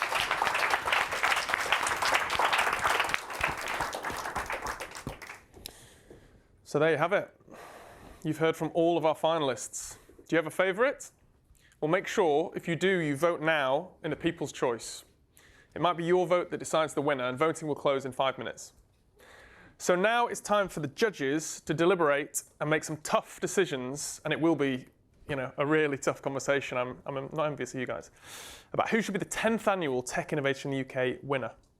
After a short break, we'll be joined by our very own Chief Digital Officer, James Osborne, 2022 winner, Tim Davies, CEO of HighRock, 2021 winner, Victoria Edwards, CEO of Fido Tech, Russ Shaw, OBE, and founder of Global Tech Advocates and London Tech Advocates, and Sharon Percy, OBE, co-founder of SafeToNet, our 2017 winner. They'll be joining us Sarah will be joining us virtually to talk about the evolution of tech and a look back at the last decade and a look forward about what we can expect. Hello, welcome back everyone. It's James Osborne here, joined by a distinguished lineup of ex-winners and industry luminaries. So our job's pretty tough actually. We have to have a conversation about the last 10 years and the future 20 years of tech and distract you from the fact that after, I think, what was an extremely impressive set of presentations, the judges are in a room now trying to work out who the winner is. So if we've done our job well, you've forgotten about that for just a little bit, and we're just talking about tech and the UK. So Russ, I'm going to start with you if I can. I mean, you run the London and Global Tech Advocate Network, and I'm really interested in what you've seen over the last 10 years. What has changed since this event and awards were first set up? Yeah, well, thanks, James. I mean, it's been a remarkable 10-year journey. Like KPMG, I set up Tech London Advocates 10 years ago. And I was just sitting here in the room watching these presentations with some previous winners and just thinking the past 10 years has been spectacular. Amazing talent, wonderful entrepreneurs, great funding levels. Nicole and Johnny were talking about the Pulse report and what's coming out. And all of those ingredients taken together have made the UK the third largest tech ecosystem in the world. We have over 100 tech unicorns, billions invested in the sector. So it's been incredibly promising. A lot of work has gone into this. I mean, I look at the great work that KPMG has done, the access network, the support through this program, and many other things. And I think one of the things that has really struck me, and I'm very fortunate, I get to travel the world and see many other tech hubs through our global network. Collaboration in our UK tech ecosystem, I think, is off the scale. And I think it's the secret sauce over the past 10 years that has made UK tech so successful. Now our challenge is, how do we keep that going? Thanks, Ross. And Sharon, if I can come to you. So you won the award, I think I'm right saying 6 years ago, was it? So sort of almost the midpoint of those 10 years. What sorts of things have you seen evolve since when you won and beyond? Well, I suppose looking from the perspective, the landscape that our business is in, we create technology to keep children safe online. So it's been very much the social media, the rise of social media, and of course then the harms that come off the back of that. And I think it's very much these big tech successes. So organizations, companies that create enormously successful and, kind of global brands, they cause this ripple effect to the rest of us, because technology then has to be developed to, in our case, it's, I suppose, to tidy up, to make it safer. But there's a lot of tech that is then developed on the back of successful technology in the first place. So I suppose that's been it, that's the pivoting landscape for us of the social media platforms. Definitely. And shifting emphasis to, I guess, two of our previous winners, 2022 and 21. If I start with both of you and just talk about the trends that you see coming in the next couple of years. I'm really interested in, there's talk of the UK heading into recession potentially, although some brighter news potentially today. You contrast with what's happening in the US. How do you feel as entrepreneurs in that UK environment now? Are you optimistic about the future? Absolutely, but don't limit yourself to the UK. If you think that you're in that box, you're always going to be suffering the slings of fortunes of our UK political and monetary landscapes. So as long as you have a vision and your vision is clear, make it as big and as bold and as global as possible. And you will find often that when there's problems in the UK that you can look like we have done outside the UK and see a very different world and a very different market. And you were telling me recently you just came back from the US. And yes, I did. I felt like a little bit like Alice through the looking glass. So we've just opened, we have a very simple vision at Fido Tech, which is to create a world without water scarcity. It's a big, bold vision, and we need big, bold people in our landscape to join us. And where is better to go to that? Unfortunately, we've had great in the UK, but is to go to outside the UK and to California. And I went to socialise Fido. Fido's name of a dog, socialised puppy, it's actually AI. And I had bizarre conversations. People want water, impact, AI. They do not see blockers. They are not frightened by taking the first step, because they know that only through giving entrepreneurs the backing and the right eco-landscape can we solve some of these global challenges. And I think the UK needs to wake up for that. We are too timid in the UK. We don't demand enough of our regulators. We don't demand enough of our government to make it easy for people to invest. And I'll just give you one very, very quick example. Please. We were lucky enough to go to a closed shop for our first investment, and we got one of the biggest water funds in the world to invest. But if we'd been one of two equal runners, we would have lost that investment because of the NSIA Act, where we had to say, were we able to have investment into a small entrepreneurial company dictated to by Whitehall? Great innovation supersedes regulation, and the UK needs to address that fact.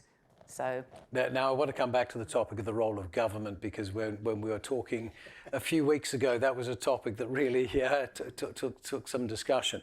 But Tim, I'm really interested to know whether he's the winner from last year. Yep. What happened after that, and what's sort of the journey post-winner? Great question. I think you've just seen what happens after that, which you spend 12 months trying to follow Victoria, which is bloody impossible, to put it mildly.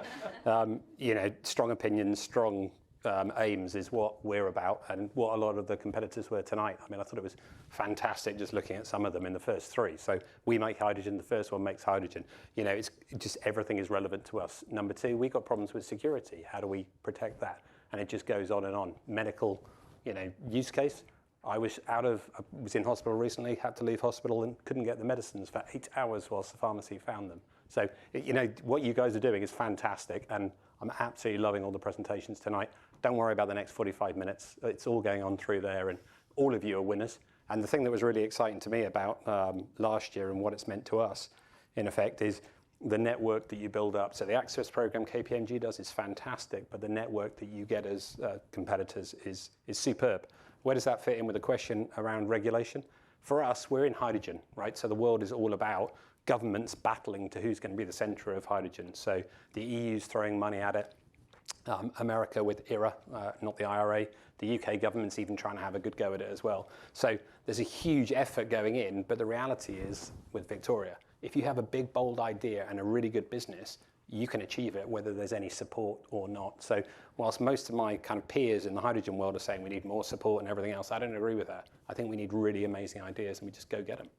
And how do you maintain that? I mean, I was blown away by the pitches today, and you look at each of them are going after big, difficult problems, but the humility of everyone was also quite apparent to me, even talking about it all afterwards. I would have said, how do you balance that? Because that looks tough. To me, Ben had the answer, right? When he stood up here in the social section and talked about 8-year-olds' minds, have an 8-year-old mind. So if you think it's good enough and big enough and bold enough, just go do it. Don't get stopped by convention and kind of the corporate crap that you get. The reason I'm not doing that anymore in my life is because I want to be out there and make a difference. So just keep doing it, keep that energy up, and you'll be knackered and you'll be manically depressed at times and you'll be within inches of going bust. Absolutely, but just keep going at it. Big, bold ideas. And Russ, would you agree with that? You see a lot of companies? Yeah, I mean, what inspiring leaders we have here and virtually as well. And I think it is the big vision, it is the big idea. And we have to also, as a community, support these leaders. I mean, these folks can tell you, it's tough running these businesses. It's lonely running these businesses. You know, I do meet entrepreneurs who have some mental health challenges. So that's where our group, that's where KPMG, we can be a really great support network so that these folks can thrive. And I think, you know, the aspirations to just build something big, look beyond the UK, I think Victoria's points are excellent. How do you take a global vision? Silicon Valley's got a great track record of that over many decades. How do we really replicate that here? I know we're going to talk more about scaling and the importance of scaling as we look at the next 10 years, but I think that's something where we really need to support these businesses. Right. And Sharon, if I can bring you in here, let's talk about the role of government. Shall we start with that? And how do you see across companies, governments and industry platforms? Do you want to talk a little bit about how you see each of those roles playing out? Well, I think that's been really pivotal for us in SafeToNet. You know, you would think having developed technology that can automatically detect and filter harm for children in real time would be a no-brainer, that it was just, you know, who's not going to buy it?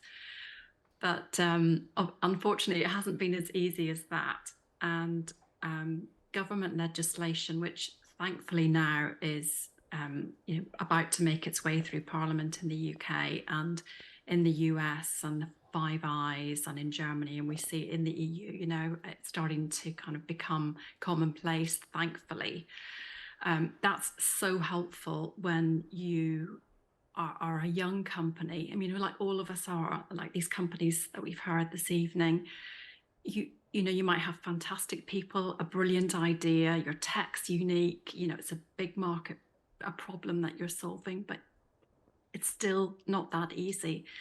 And you need every sort of little help you can get, and government legislation is another massive leverage. And I think for us in the UK, they've been passionate about making the UK the safest place on earth for children.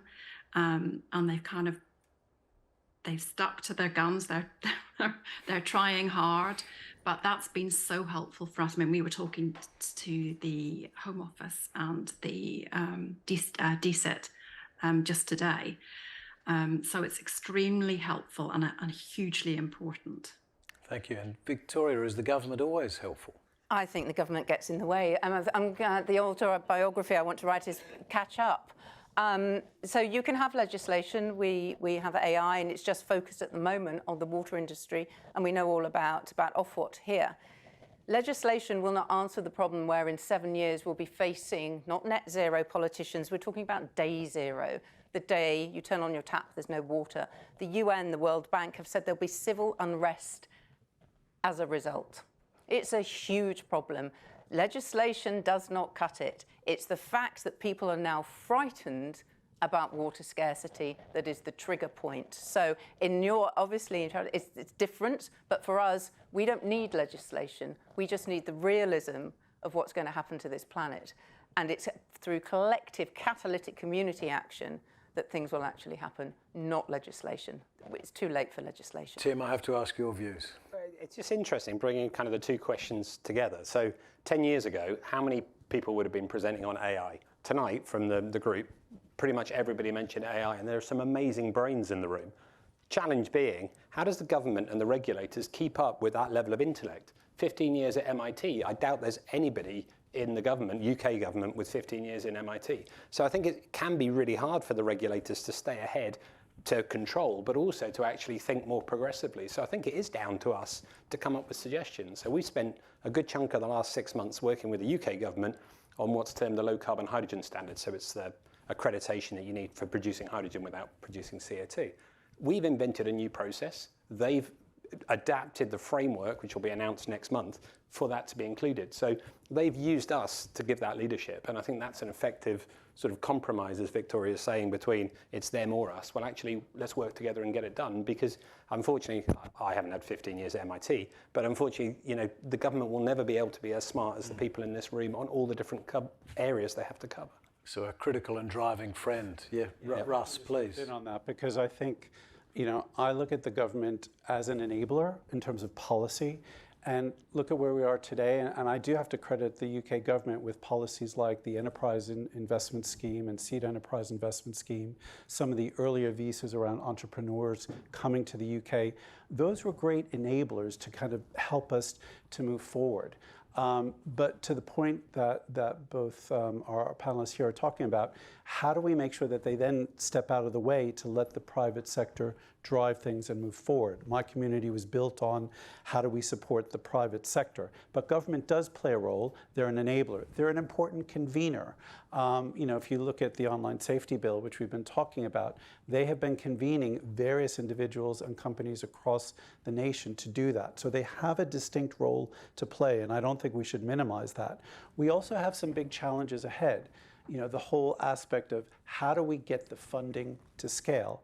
We need the government to move in that direction, and there is some movement on pension reform to make sure that the pension companies have the funding to get behind these great businesses that we've seen here today, because they're going to need a hell of a lot of money to fund their growth and to scale them going forward. So they have a role to play, but they also need to understand when to step back and let the private sector thrive. Definitely, and looking at some of the policy development that's happening right now, particularly if a Labour Party does get in, not that I've got affiliations, the whole intent of pension reform and just trying to help companies float. I'm a bit dismayed sometimes when some of the tech companies I deal with, how much we quickly talk about funding from the US as opposed to our once brilliant financial markets. Yes, we're sometimes our own worst enemy here, and I think, you know, the accent is not a local one, and I've always been amazed at the talent, the collaboration, the ingenuity that the UK has. Let's not forget, this is the third largest tech ecosystem in the world. US is number 1, China's number 2. India is catching up very quickly. But look at how much the UK punches above its weight. That is something, and look at these leaders here. Yeah. Look at the presentations today. We have to keep that in mind. You were talking about your experience in California and how gung-ho they are. If we just had a little bit more of that, let's not get arrogant. I've seen a lot of arrogance on the West Coast of America, but let's really say, look, we can do this. We can continue to be a world-leading tech ecosystem. But just to add to that, I think where the government can help is we have lots of innovation, and we have lots of frameworks for innovation from the government and innovation funds. There's no fund for adoption. There's no benchmarking for adoption. And I think there's enough great technology in the world, and we've seen a great example here tonight, that can solve some of the big global challenges. But there's no, and everybody's allowed to innovate and fail. Oh, we failed so many times. But we built something that the industry wanted. We saw the public problem statement, but we had to fail. You're not allowed to fail at adoption. Makes people very, and we work in one of the most risk-averse industries in the world, which is the water industry, critical infrastructure. That's where government could really help. There's no incentive for successful adoption, there's no benchmarking, and there's no regulatory approval or methodology for doing so. So I think they need to shift and say, let's take all the ideas in this room. How would you adopt them at scale? Where could you go to get that out? And that's what we need now. And that would give the UK an edge. It's not just about innovating, it's making it fit for purpose and allowing it to adopt at scale. Yeah. To further that point, I think around particularly the university partnerships, has anyone got strong views on how we might strengthen and enable some of those? I'm stunned at the talent both in the room from the presenters today, but also just generally when you meet the university students. They're a brilliant set of ideas, but guiding them into industry and then not curbing their brains in a way so that they become completely corporatized in the first year. Yeah, we keep them out of that. Yeah. Exactly. No, how do you balance this, do you think, in the next? To me, it comes from two different ends. So from the staff perspective, having a university graduate in who just challenges everything, who still has Ben's 8-year-old mind kind of thing, is fantastic because they do want to do that. They haven't been corporatized. At the other end of the spectrum, though, we do struggle from Brexit. So where some of the universities got a lot of funding from the EU, they don't get that anymore. So we're not getting the same hold of people that we can actually work with because they haven't got the budgets that we can do things with. So a lot of our time, we're only 100 odd people, we try and reach out to universities, and often it's now harder than it was 2 years ago to get that support. But there's got to be ways around that. I love, Russ, your point about looking at the pension funds and how do we fill some of that gap. If we could almost invent a scheme that was like SCIS and EIS, which is so fantastic for early stage, to fill Victoria's kind of gap for growth and adoption, you know, and tax incentives for pension funds so that they invest in companies that are only 3 to 8 years old or something, that would be fantastic. If I can add a point on the university side of this, I mean, again, looking globally, I think it's well established that the UK has probably, well, the second best, perhaps some of the best universities in the world. You know, Oxford, Cambridge, you know, we've got Mimi Crete as an example of that, Imperial College. But could we be doing more with universities up and down the country in terms of what I call tech transfer? You know, and I've spoken to government, you know, when the whole leveling up agenda was such the hot topic, and I still think is a really important aspect of what we're doing, and great to see in this presentation today, up and down the country, we've got great tech businesses, but how do we strengthen those universities around the country, not just in the Golden Triangle? You know, Manchester has great universities. Are we doing enough on tech transfer? Newcastle, Glasgow, Edinburgh. That to me is where we really solidify all across the UK, a great pool of talent coming out of universities, learning how to commercialize their businesses, going on that startup and scale-up journey. If we can do a better job of that, and that's where I think we can also learn from the US university system, that would be a really great way to anchor the growth that we've got. Sharon, would you want to comment on any of this discussion? Well, I think a lot of these accelerators offer young people and great ideas, and possibly these super ideas coming out of university, a place to, I suppose, get into that environment and learn. I mean, I think from my experience, potentially more of those, maybe more directed at university graduates and research areas in university could help that. Definitely. And so the UK global competitiveness, then, you think we can keep fighting? Brexit hasn't stopped everything then. There's a strong way forward. Yeah, Russ? You could blame Brexit, you could blame the rain, or you could just get on with it. If you've got a vision, you just get on with it. And you try and find this talent. You know, where this whole humility comes in is, you know, you may have a vision, but you know you don't have the talents. And you go and find what you need to help make that vision a reality. And that means sometimes creating unconventional and sometimes uncomfortable partnerships. Not just collaboration for collaboration's sake, but really opening up, sharing data, sharing best practice, creating what we've called catalytic communities that actually bring different, it's very, you know, this proprietary technology, this proprietary closeness is not going to solve the global challenges. You have to be brave and bold and protect your IP. You're not giving away the keys to the executive washroom, but by partnering with people that you may suddenly instantly think, oh, they're a competitor, actually can help solve some of these global challenges. And that's why we work closely with universities. The KTP program is brilliant, the knowledge transfer program. We work with the University of Western Scotland, a brilliant graduate PhD called Jawad, who took correlation to a new level. If you ever want to know about correlation, I've got the guy for you. But it is important that we create these bigger communities and don't just put collaborate in a tick in the box. If you mean collaboration, you lay it all out there. And part of one of the things we're doing is you will, when we come to talk about generative AI and that, it's AI. Well, let's make sure it's not another .com bubble, because a proper AI isn't. And let's make sure we have those collaborative partnerships that can deliver what the world needs. I can build on that because I think it's such a key thing in terms of making sure that UK startups and scale-ups are looking outwards. I think first and foremost, we need to do a better job conveying the positive stories that we're seeing here globally. Brexit did detract from that. People were confused by that. But likewise, we have some great businesses, great hubs. Here we are in Manchester. I'm looking at Naomi Timperley, who co-leads our Tech North Advocates group. Manchester is the fastest growing tech hub in Europe. We've got to get that message out there globally. And we need to help these businesses, like you've done, to look and travel internationally, to learn and to see what the opportunities are. Last November, our group, Global Tech Advocates, we went to India. And Annie's here from Tech India Advocates. He's going to be a judge tomorrow for the KPMG India finals. India is going to be the largest tech ecosystem in the world in 10 years. We all saw that hands down. What are we doing to help our businesses from here to go there?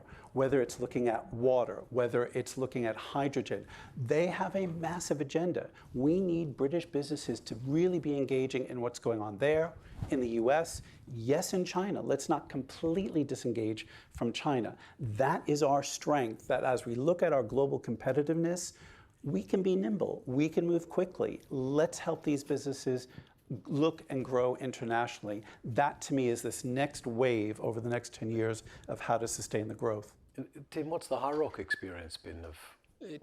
It's interesting. We have a new process that everybody wants, so expansion is kind of easy.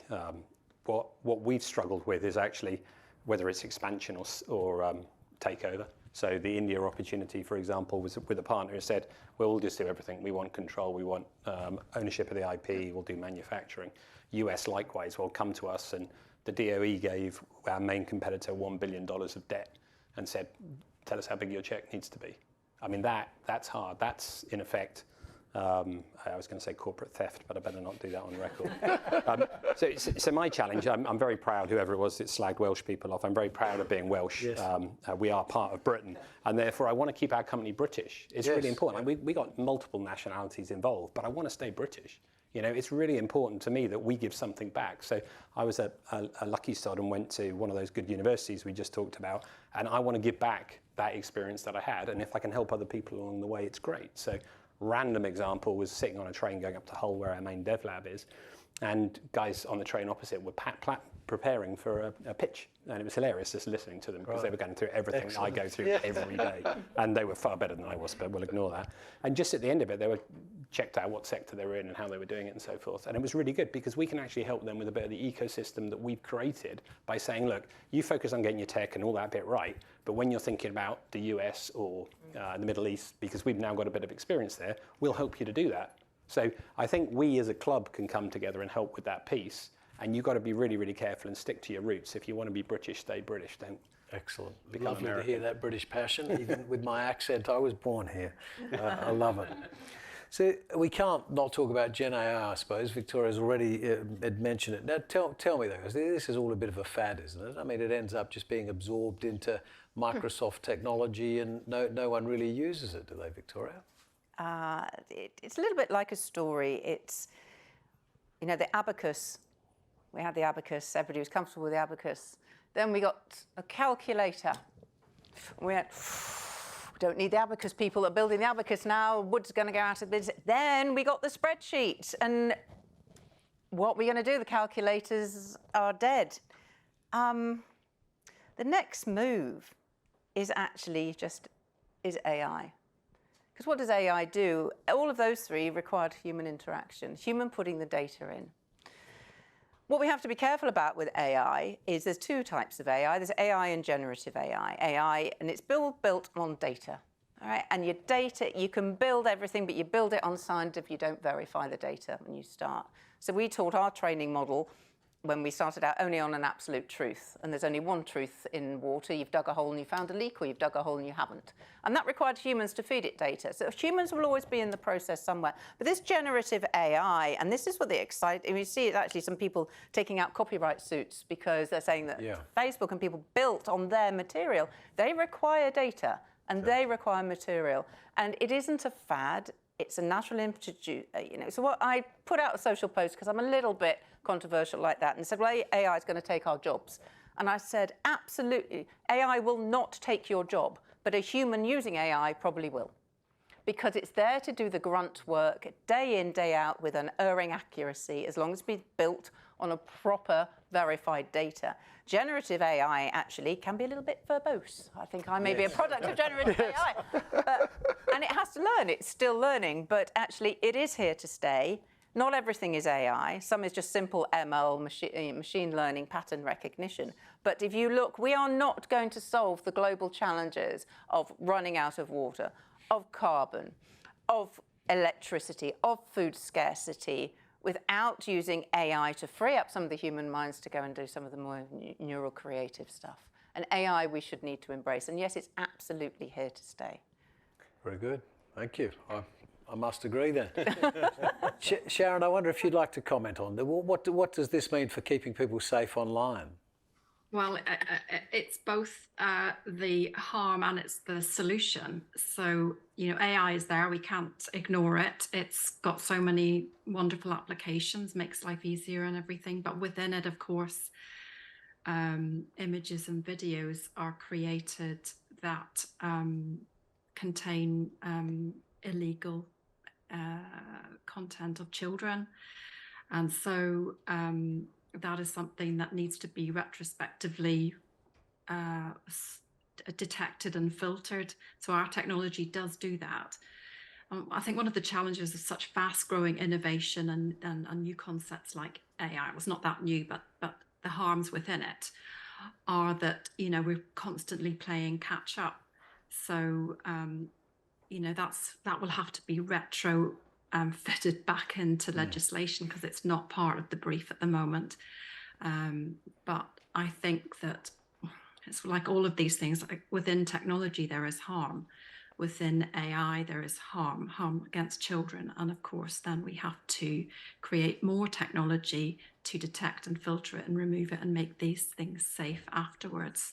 So I think it's a constant evolution and we constantly need to be chasing after it.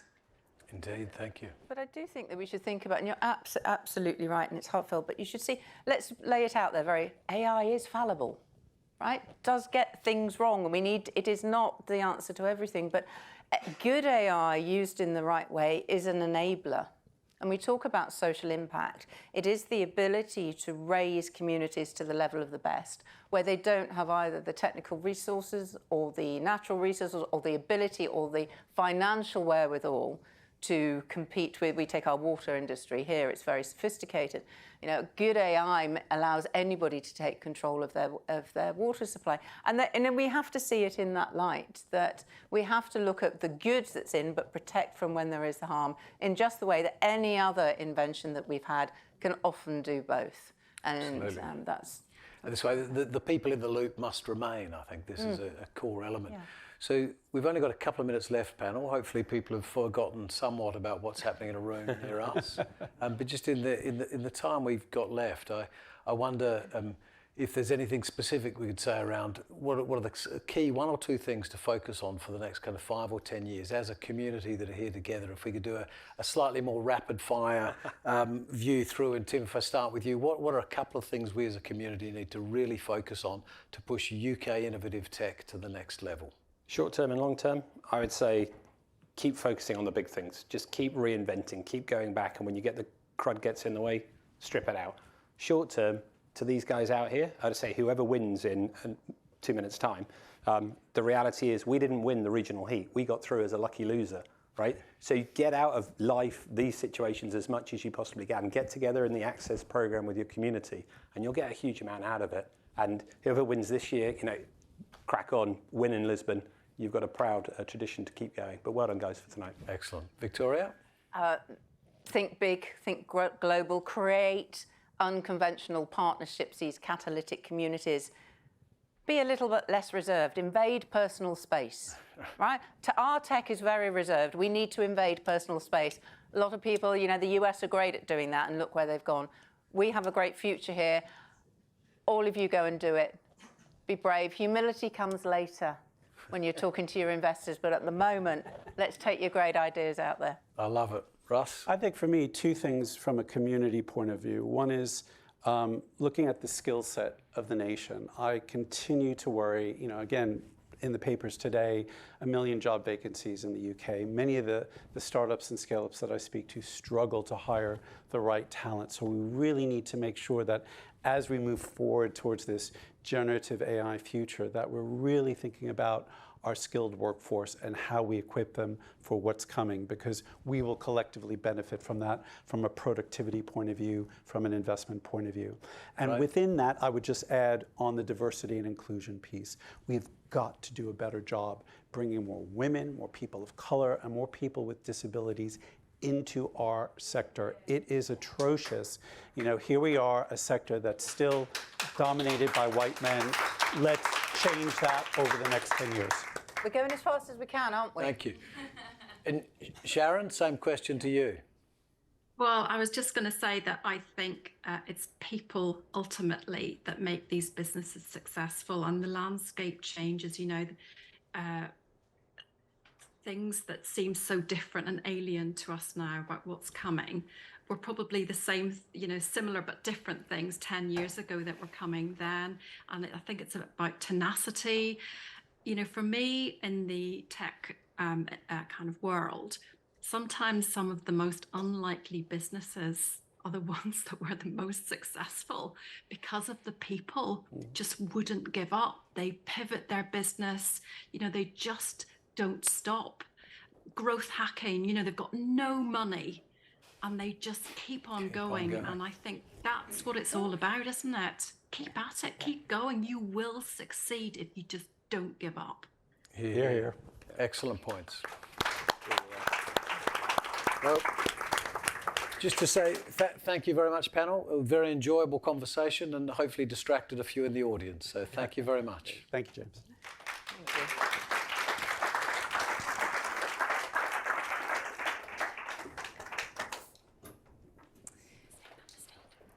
Well, that was an absolutely excellent panel, and there is certainly lots for us to look forward to. And James, he'll be staying on to help us with a very important task. Now, thank you so much to all of our panellists for joining today. Before we announce our Tech Innovator in the UK winner, we're going to announce our winners of the Social Impact, Diversity and Leadership and the People's Choice Awards.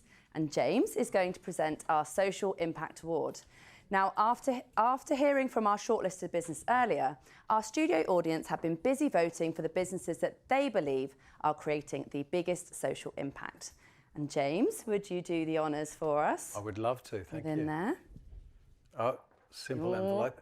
And the winner of the 2023 KPMG Social Impact Award is Inovus Medical. Congratulations.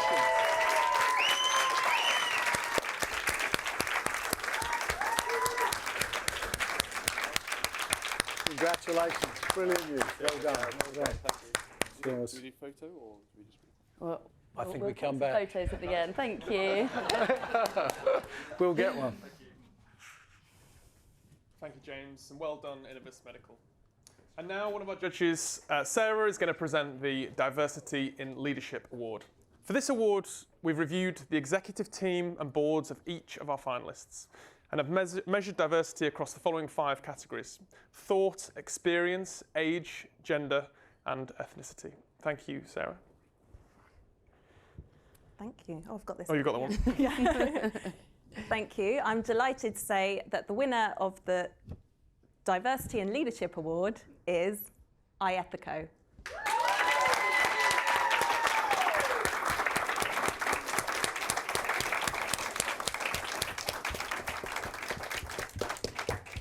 Congratulations. Thank you. Thank you. And our final award before we crown our Tech Innovator in the UK winner, I would like to welcome Warren Middleton, lead partner of the Emerging Giants Centre of Excellence in the UK and lead judge of today, to present the People's Choice Award.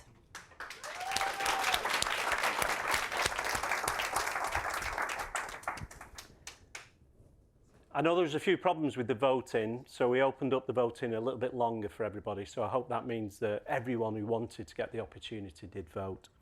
Without further ado, the People's Choice Award, Electrogenus.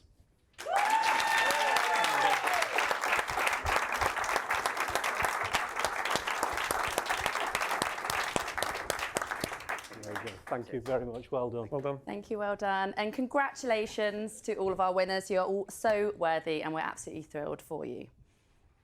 Okay. So I want to thank all of our fantastic finalists for bringing your tech innovations to us.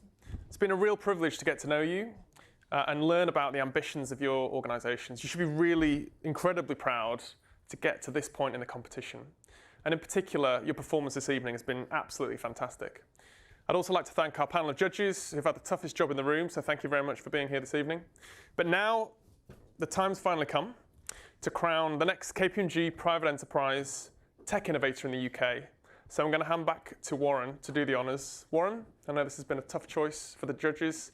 The talent's been inspiring, but don't hold us in suspense any longer. What's in the envelope? There isn't an envelope, Johnny. What's on the card?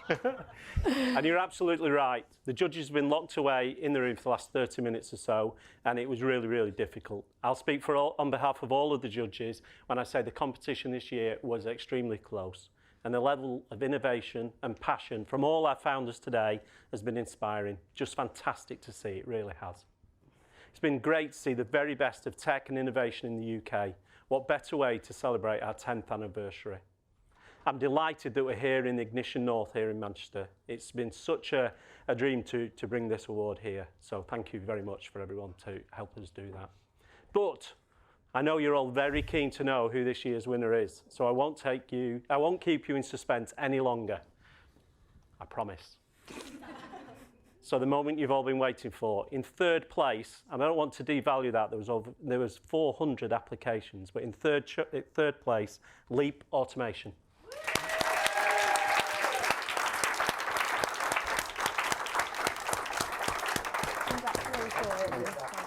Thank you very much. Thank you. Well done. Thank you very much. Oliver, can I ask you to say a few words about Leap Automation? Yeah, firstly, congratulations, Ben. I think what shone through in abundance is great businesses are built by great people, and your passion, your authenticity for what you did, I think it inspired us all. I thought what you did an incredible job, and this was a collective view. It's really important that you identify a problem and then articulate it very clearly why. And then what you did that went a step further was you said how you did it. And I thought that was really impressive. And then beyond that, I think the fact that the problem you're solving makes something that's typically inaccessible to a lot of manufacturing businesses more accessible. I think it's tremendous. So, really well done. Thank you. Well done.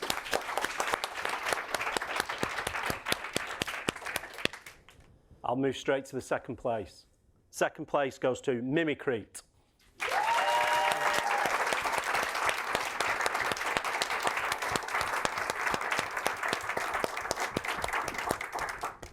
Thank you. Well done. Well done. Congratulations. And I'll ask Priya to say a few words about Mimicrete. So let's feel free to stay if you'd like to. So first of all of ourselves, the judges, when we were discussing Mimicrete, we just thought that you spoke with such authority, and that authority clearly comes from the fact that this is your research. You know, you're commercializing something from your own research, which brings an absolute passion into how you're talking about the company and what you do.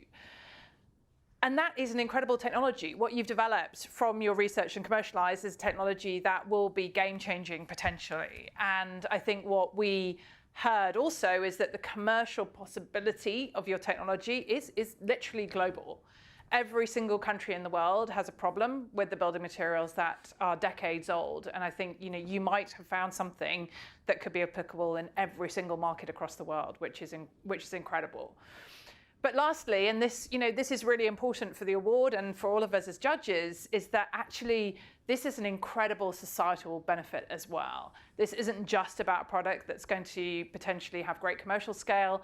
It's also about a product that is going to save lives. It's going to have an impact on everyone across the world, and that is also something to be really proud of. And you're at such an early stage as a business.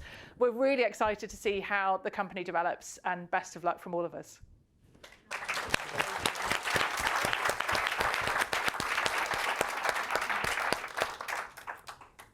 And now to our next tech titan. Congratulations to Inovus Medical on being the 2023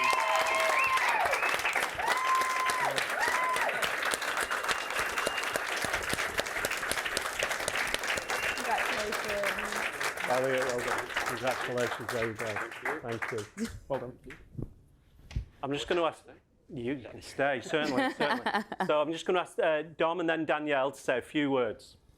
Elliot, firstly, massive congratulations. The pitch was incredible. You utilised your time really well. You came across a real, what the problem is very articulately, and you talked about how the technology you guys have developed is being implemented across the world. So massive congratulations and well done.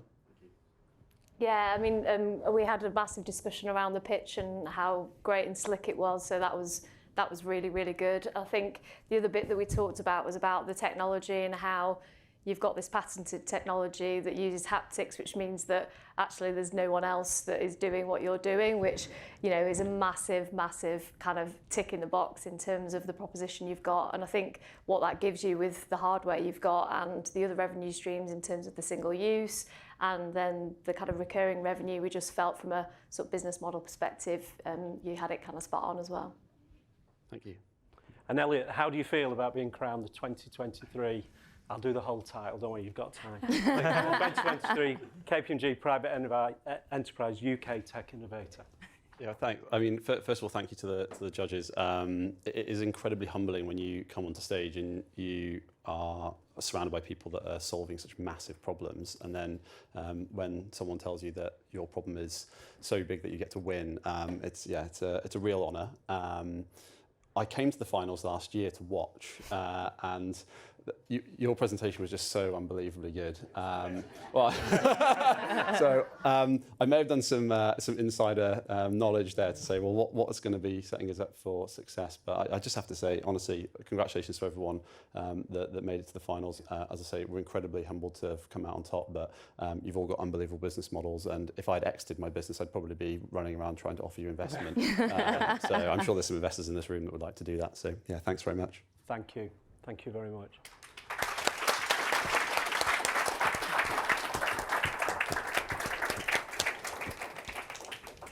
I'd also like to extend a big thank you to my colleagues Johnny and Nicole. When I say colleagues, I should say friends, for helping hosting today and the awesome KPMG team behind the scenes. That's the team not just for this year, but it's really important to remember all the folk that have got involved over the last 10 years. Some who are still with us, some who've moved on to other things. So thank you to all of those people if you're watching at home. The competition will be back early next year, and as always, we promise to be bigger and better with lots of new countries joining. So watch out for ways to apply. The 2024 winner is out there somewhere. Back to you, Nicole and Johnny. Thanks, Warren. So there we are. We have a winner. Congratulations, Inovus Medical. Fantastic achievement. Brilliant pitch tonight. And to all of the finalists, it was really phenomenal and really, really inspirational. So Inovus will represent the UK at KPMG's Global Tech Innovator competition later this year in Lisbon. So you've got to do the dancing as well, as Warren mentioned earlier. So maybe that's what you want to be practicing from now. Okay, wonderful. So yeah, thanks again to all our finalists. A big thank you to everyone who's helped get us to this point. Nicole? And we will be signing off live here from Manchester. Will Inovus bring the Global Tech Innovator title home for a second year? Bring on Lisbon.